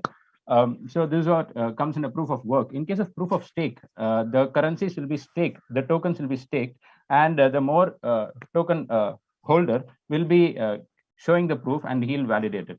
So this is how there are various methods to validate it, and this is the history of blockchain technology. It was basically started, even though it was found early in 90s, it was started by Stuart Haber and Scott Stornato. They are basically maintaining documents, and these documents, blockchain hash function comes in each and every New York Times paper actually. So in that newspaper, they used to show each and every block. And what does that block contains? That block contains all the documents. Anyone who wants to save their documents can give it to Scott Stornato, and they'll put it in the blockchain. And that block's hash function will be coming in the newspaper each and every day. So that's the credibility over there. So similarly, similar to that technology, Satoshi Nakamoto, a group of people or a person have written a paper related to that technology. And then that paper has been it's been spoken widely, and then using that technology, one person bought pizzas, like how Rajkumar said, for 10,000 bitcoins. And in 2012, there were transactions happening using these BTCs. And in 2013, there was another founder called Vitalik Buterin, who brought in very good use case for this blockchain technology. So he brought a platform for blockchain technology where anyone else can do many other blockchain businesses inside the platform. So that is called Ethereum actually. And these are the layers of years happen throughout the year. These are the implications and advantages happened year on year. And 2015, there were smart contracts introduced, which is a specific part for blockchain technology, which has improved the technology further for the application of it. So these are the Reserve Bank's interference in the blockchain technology or the cryptocurrencies. They banned the cryptocurrencies in April 2018, and then they removed the ban in 2020. They also brought in cryptocurrency regulations and as everyone know that they have also come into central banking digital currency. Of course, so which basically shows us that they are getting into the blockchain technology, and they're trying to make use of blockchain technology. And even my purpose is to see how helpful this blockchain technology could be made for each and every banks. And the objective of the study is to see which type of blockchain technology could help banks accounting, and how consensus in blockchain could help Indian banks, and find the challenges adopted with the blockchain technology. So these are the categories we have: public, private, and consortium blockchains. So public blockchain is generally just like I mean, whatever we are speaking now, which is Bitcoin blockchain, where it is open to all. Anyone can get in. The source code is open to all. It is in the internet, and it is completely decentralized. Anyone can open a node, set up their own systems, and become a part of the community. And private blockchain is like this. If you see the image, you can find that there are locks in each and every system devices. But in case of public blockchain, it is open to all. So private blockchain is similar to the central authority, so which basically doesn't bring in any sense for blockchain. If you have to open it to all. If you don't have to open it to all, but still use blockchain, we can use private blockchain. But better than that is consortium blockchain. So consortium blockchain is even in the private blockchain, we can open few nodes. So few nodes can be opened, then those nodes can maintain it. So in this way, this could be helpful for the banking industry. So just like how JP Morgan Chase has opened the Quorum blockchain, they have opened nodes, a few nodes where few people can address it, see the nodes and see the transactions. And this is the adoption of Indian banks in the blockchain. They have started a company called IBBIC, which is Indian Bank's Blockchain Infrastructure Company Private Limited, which handles only the LCs, letter of credit, which generally takes 15 to 30 days to get processed. But through the blockchain technology, they have found it even more easier, and they made it process just in 3 days. So these are the banks involved. Private banks, 11 private banks and 4 public banks and 1 foreign bank is involved in this company. They have put 5 crore each, and with 75 crore capital, they have started this company. And the concerns related to the blockchain technology. Before the concerns, I need to tell about you the consensus of the technology. The consensus is nothing but the set of rules we follow for the technology. So the set of rules can be written as a smart contracts before the blockchain technology. So once those set of rules are met by the people or met by the system, it will be entered in the blockchain. So that's how the blockchain technology is getting in all the transactions. So the smart contracts helps to get inside the blockchain technology, but few economists also says that the smart contracts also can be called as dumb contracts because they don't believe in contracts, because they say contracts may or may not happen in various cases. So in that case, this may not be called as smart contracts. So just like Nouriel Roubini, economist in US, also told relating to that.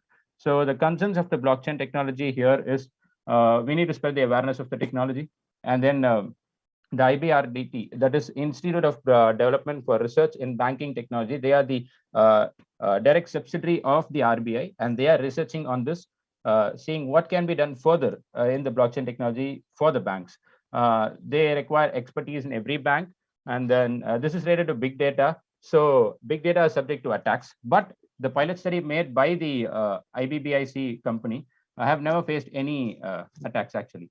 So the IBBIC talks about the LC processing, which is instructed by SFMC, which is Structured Financing Messaging System, which is also a subsidiary of RBI. So we can actually, before getting inside the regulations, we can self-regulate what is happening. If we implement blockchain technology, we can self-regulate. So self-regulation will be helping us to create our own proper ledger, to easily rectify the errors even before the compliance occurs. And bank reconciliation will be made even more simpler. And then the whole accounting we can be made just in front of system, which will be made even more easier as we have all the records here, which has come across the smart contracts. So which means they have come across each and every rules which we have followed, and then the compliance process has come down actually. So which makes the auditing even more easier. So the influence advantage is distributed ledger system. Since it is distributed, we can share it to people easily. We can show it to people easily if they wanted a document of it. And if we open it to all, they can see it even without getting access for it. Customers' requirement due to blockchain, which is since few high-end customers, investors are saying that since blockchain technology is viewable by everyone, please show us what is happening with our money in your banks. So that's the reason. That's one of the reasons the Quorum blockchain has been created by JP Morgan, actually. And these innovations fall under RegTech, which is regulatory technology. So they regulate these technologies, which easily prevent any red flag even before arising. And enterprise risk management, which is nothing but an organization which by itself should follow few certain rules to be managed even before the regulation comes, so that it will be easier for the regulators to regulate and also check or audit all these banks in a very easier way. For this, I went to various banks and I also researched, interviewed few managers and general manager and a few clerical staffs about the blockchain technology, those who are aware of the technology actually. So this comes under ethnographic research, and the detailed document analysis has been done for past 2 years actually for this research papers and white papers, roadmaps, reports for audit firms, and papers explaining tokenomics, how to handle the tokens, and blogs and reports from reputed individuals and websites has been listed out actually, has been gone through to come to the conclusion actually. The limitations of the study is every question was limited only to the blockchain, and the time spent with the higher authorities was lesser because they were not able to give spend more time with me for interview. And then the time limit for the research was also less, and the study limited to the employees who were already aware of the blockchain technology. The findings is accounting could be made easier, actually 5 times simpler than the existing method. The complaints could be faced even before the discrepancies happen. If you see, there are lots of cases pending in the court for the complaints to be happening. So if these complaints are faced even before it, these errors will never be happening. So this blockchain technology could be made helpful for avoiding those complaints prior. And this helps for reduced cost, value transfer, efficient risk management. And this also has some expenses in it. But if we cross those capital expense, the maintenance expense will be way more lesser compared to the current situation of the banks. Because we are spending a lot for the third parties, which is the other IT companies who are maintaining our systems. And the suggestions, the study should be extended to all the bank employees. So this could give us a clear view. And particularly the banking sector is yet to go through several repeated pilot studies. So once they go through the pilot studies, the banking sector can easily implement this technology, and issue of functioning and promotion needs to be addressed. The government notes to be created for each banks to avoid privatization. The notes should be set up for each and every bank, say Indian Bank, say Punjab National Bank, say SBI. For this each and every bank, separate notes should be maintained by the government so that the government can easily go through it, and this can avoid privatization actually. And the conclusion says that the blockchain technology is required for a controlled business environment. Accounting could be made simpler, and the access to history, data positions, data shielding are the key factors. Because using this blockchain technology, we can easily shield any data. So no one can edit any data, and the few drawbacks has to be addressed. The suggestions makes it clear that the major blockchain application in public banks are fast approaching because as Raj Kapoor sir said, who is well experienced in the blockchain technology, of course, people are getting inside this technology. And I am not saying only the positive side of it. I'm also viewing the negative side of it. So those concerns has to be addressed. And this is the end of the presentation. Thank you all so much for your patience and listening.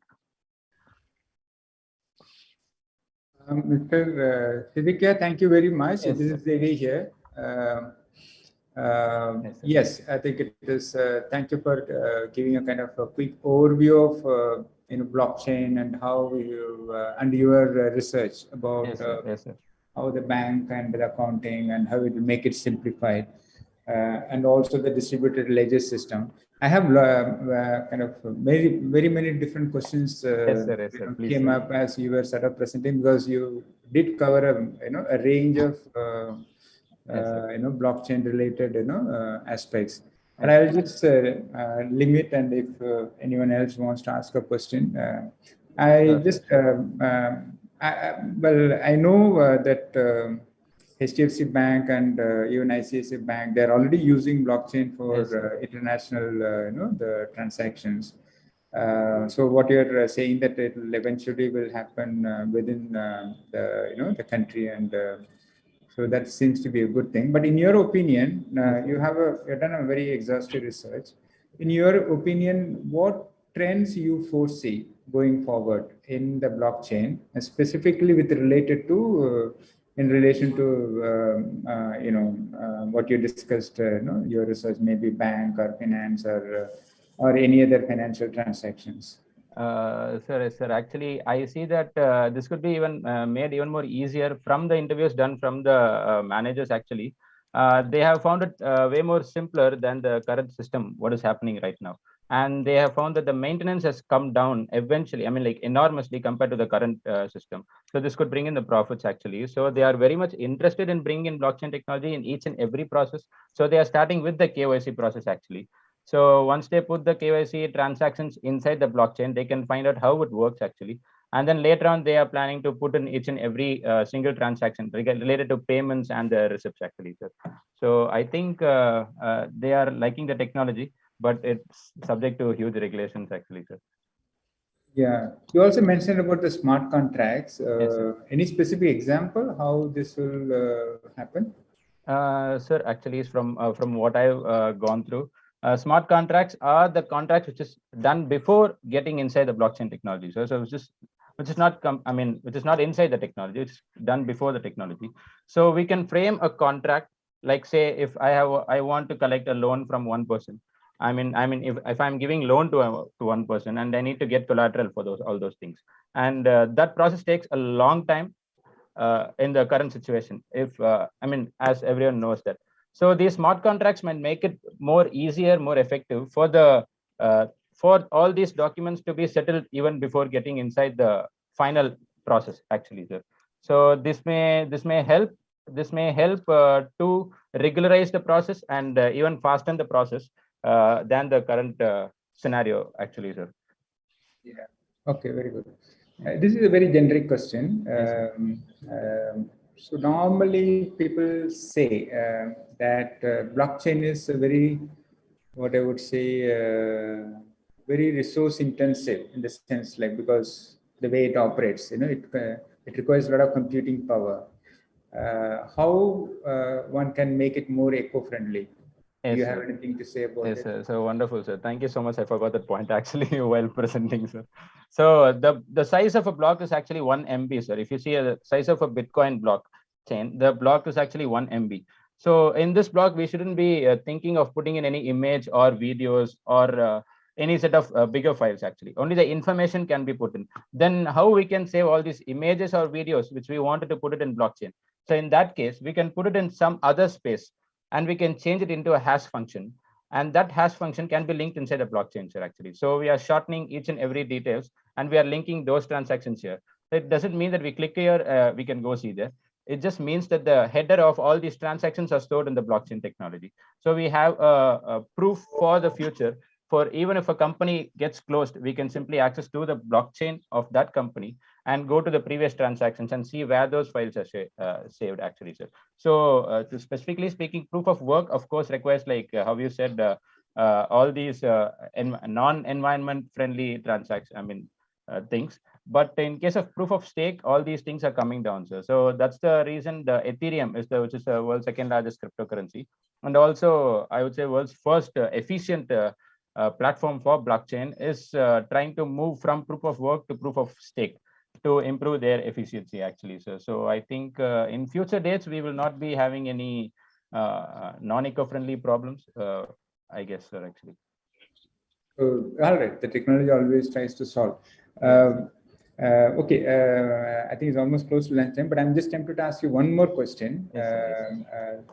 Basically, now there's a lot of big buzzword about metaverse. How these two are converging, metaverse and blockchain? Metaverse is actually it's a virtual, everything now. You don't need a physical world. We can live in the virtual world with the metaverse. Already we are new. Yes, sir. Sorry, sir. Already we are new to this Zoom, if you all know actually, but it's really helpful for us in various ways. So later, it is no wonder if we wear glasses and then sit next to each other and then discuss all these things. So in case of blockchain technology, if you see metaverse, I don't really want to like link those things actually, sir. But blockchain technologies can be used specifically more than this in many ways actually, sir. So like how Raj Kapoor sir said, this has more advantages. Like many tokens are working on many world use cases actually.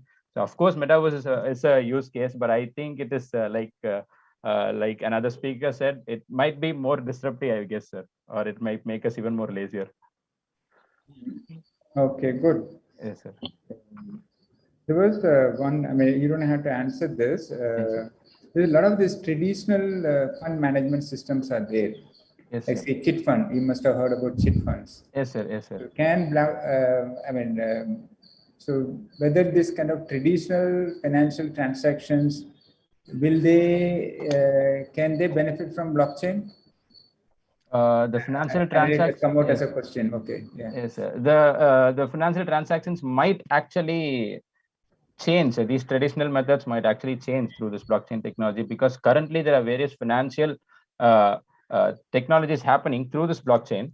If you see, there is a coin called, one second, sir. There is one particular coin actually, sir. So that coin is working on funding, giving loans even without collateral. But those kind of collaterals will be easily formulated in the system itself. You cannot simply escape from the system saying that you got the loan and you can simply run away. But there is a system through this blockchain technology, since blockchain is basically working as a trust protocol. So no one will be able to escape from that system. So I think the traditional methods will eventually change using this blockchain technology, sir. But thank you for being, giving very candid answers to most of the thing that I wanted to know. Yes, if anyone else would like to ask if you don't mind, I just like to share something with Siddiq. Please, sir. Yes, sir. I'll be very happy. You see, what you've covered is the good basics. Here are 3 things what you really need to add into this. We talked about environment. Go and study new protocol. There are now new consensus mechanisms. What you mentioned are the traditional ones. Pretty much now all of them are going out of style. You look at the proof of elapsed time, study that, proof of history, and proof of sustainability. These are the 3 new consensus mechanisms, and that's what's going to make blockchains into more responsible and green. Study that. Anything you want, just reach out to me. I'll help you. Not a problem. Yeah, definitely. I'm in the plan to reach out to you, sir. Regarding smart contracts, I can help you. I can tell you one thing. Yes, you got the basics correct. However, smart contracts are built on the blockchain in the first place. So they cannot be working outside the blockchain. They're inside the blockchain. They're working on Ethereum. All right. Also, now look at a blockchain called Firechain. That is the world's only United Nations Sustainable Development Goal aligned blockchain. Yes, now, most of us don't know it because these are new things happening in the last 6 months, 1 year. There's a lot of, it's very dynamic. I'm sure you know that, yes, sir. Right? See, I'm mentoring about 60 or 70 students, PhD students in blockchain across the globe. So it's a lot of questions keep coming in, but by the time they ask the question, it's already out of sight. So it's always, you got to keep one step ahead of the curve. Blockchain that's a part of my limitation to the study, saying that by the time I finish the thing, the next technology emerges actually. So proof of stake, proof of, now it's proof of elapsed time, proof of history, proof of sustainability, a lot of things coming in. And I think in the banking sector, I can share with you a paper I've written for a couple of banks. I'm advising a lot of them. I'll share the one which I can share with you, not a problem. And one of the key things the banks are doing is auditing is becoming real time now because of blockchain, which was something hitherto never possible. It used to be a long, arduous process. Now that's been truncated into something really cool now and fast. So that's one of the things should be there. Trade finance, asset tracking, project management, you name them. I'll give you 20 use cases which we are working on in the banking sector. So I'll be very happy to help you in your research. Definitely. That's from my side. Yes, sir, definitely, sir. Thank you so much for that, sir. Right. Thanks a lot. And but your last thing, cost saving you talked about, you should have the figures and facts with you. Gartner had a survey. Banks can save up to $12 billion by implementing blockchain solutions. That was last year. I'm sure this number will change this year, but till it changes, we'll use the last year figure. That's documented. So that's a lot of money saved by banks. And even State Bank of India, which normally people think a very traditional conservative bank, has moved a lot of its processes onto the blockchain. Yes, sir. That is just the beginning. Yes, sir. Yes. This is my 2 cents for you. For now. Yeah, sure, sir. So that is really helpful, sir, actually. Thank you. Well done. Yes, sir. Thank you so much, sir. Yes, Siddiq, Thank you, Mr. Raj. Question over to please have the message. Yes. Yeah, am I audible? Yes. Yes, ma'am. Yes, okay. Good presentation, Siddiq. Congratulations. And you have done an excellent research on blockchain technology in banking sector. Good. So I have a question. In spite of there being a lot of flexibility and all comprehensiveness along the blockchain control continuum, why do you think India is struggling to fit in, not just from the currency, but also other operational perspectives? Because India is not fully into technical side actually, ma'am. So even though since we are talking about technology, it doesn't mean that the whole India is coming under it. And then opening a bank account itself has been a Hercules task in various places actually. So I think that's the reason India is taking a little bit longer than the other countries, because other than that, we have enormous researchers and enormous institutes to find out what is going to happen, to implement what is happening actually, but still we cannot implement to each and every individuals here, so, because the scenarios like that in India. I think also we must, government has got 92 plus projects on the blockchain, ma'am. So I don't think we are really lagging behind. And in the private sector, I'm personally working on 57 projects in India. So that speaks for itself that we are ready now. In the last 6-8 months, things have really turned around. Yes, you're right. The implementation in India is slow. The biggest reason is lack of awareness, and that's where good education, good systems come in place. Actually speaking, we could talk about cryptocurrency from school. They should be learning it from class 8 onwards, not when they're not now.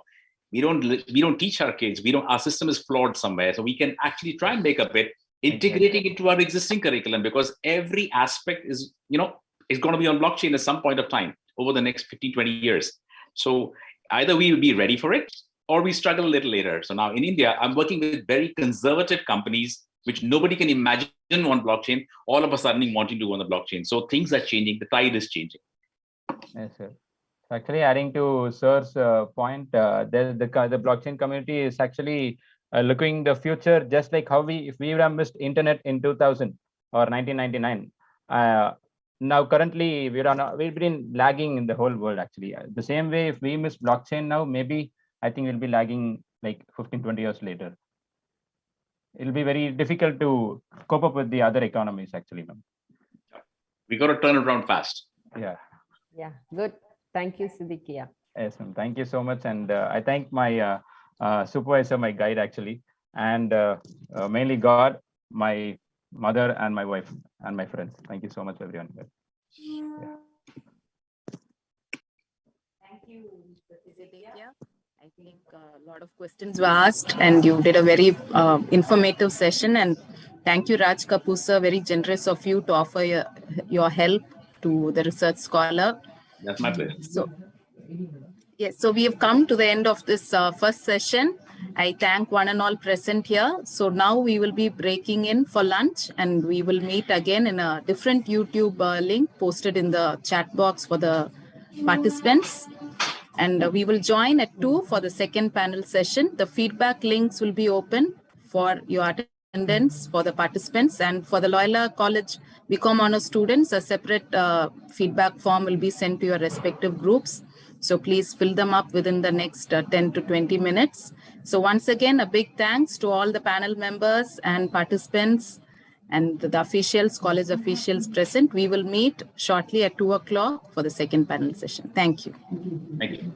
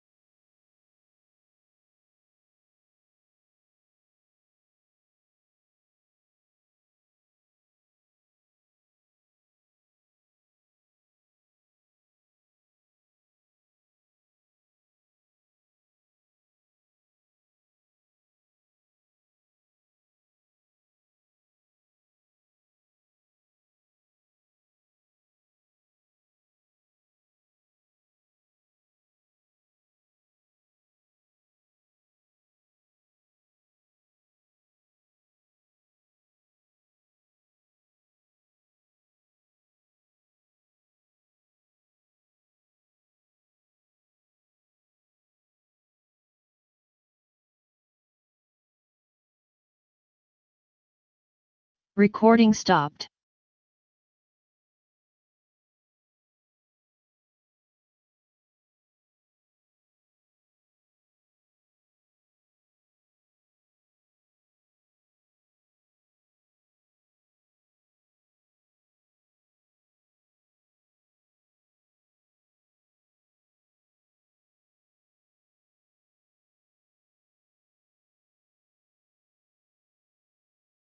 Recording stopped.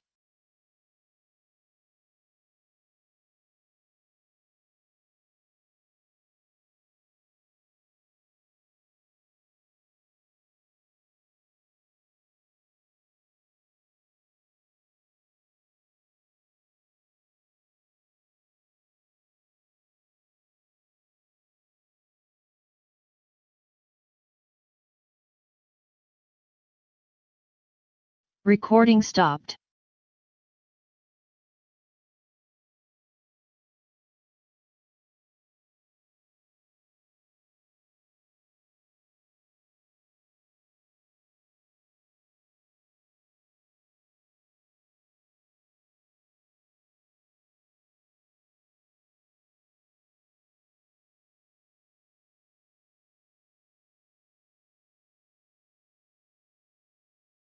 Recording stopped.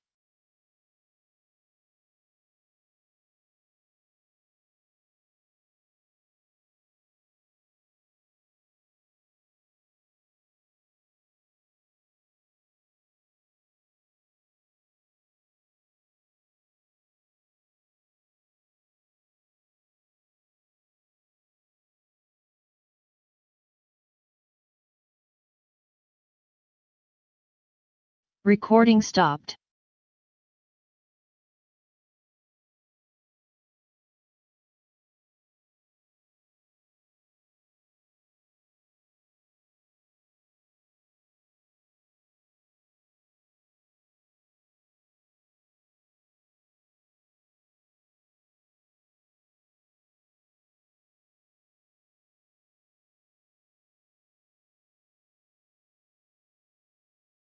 Recording stopped.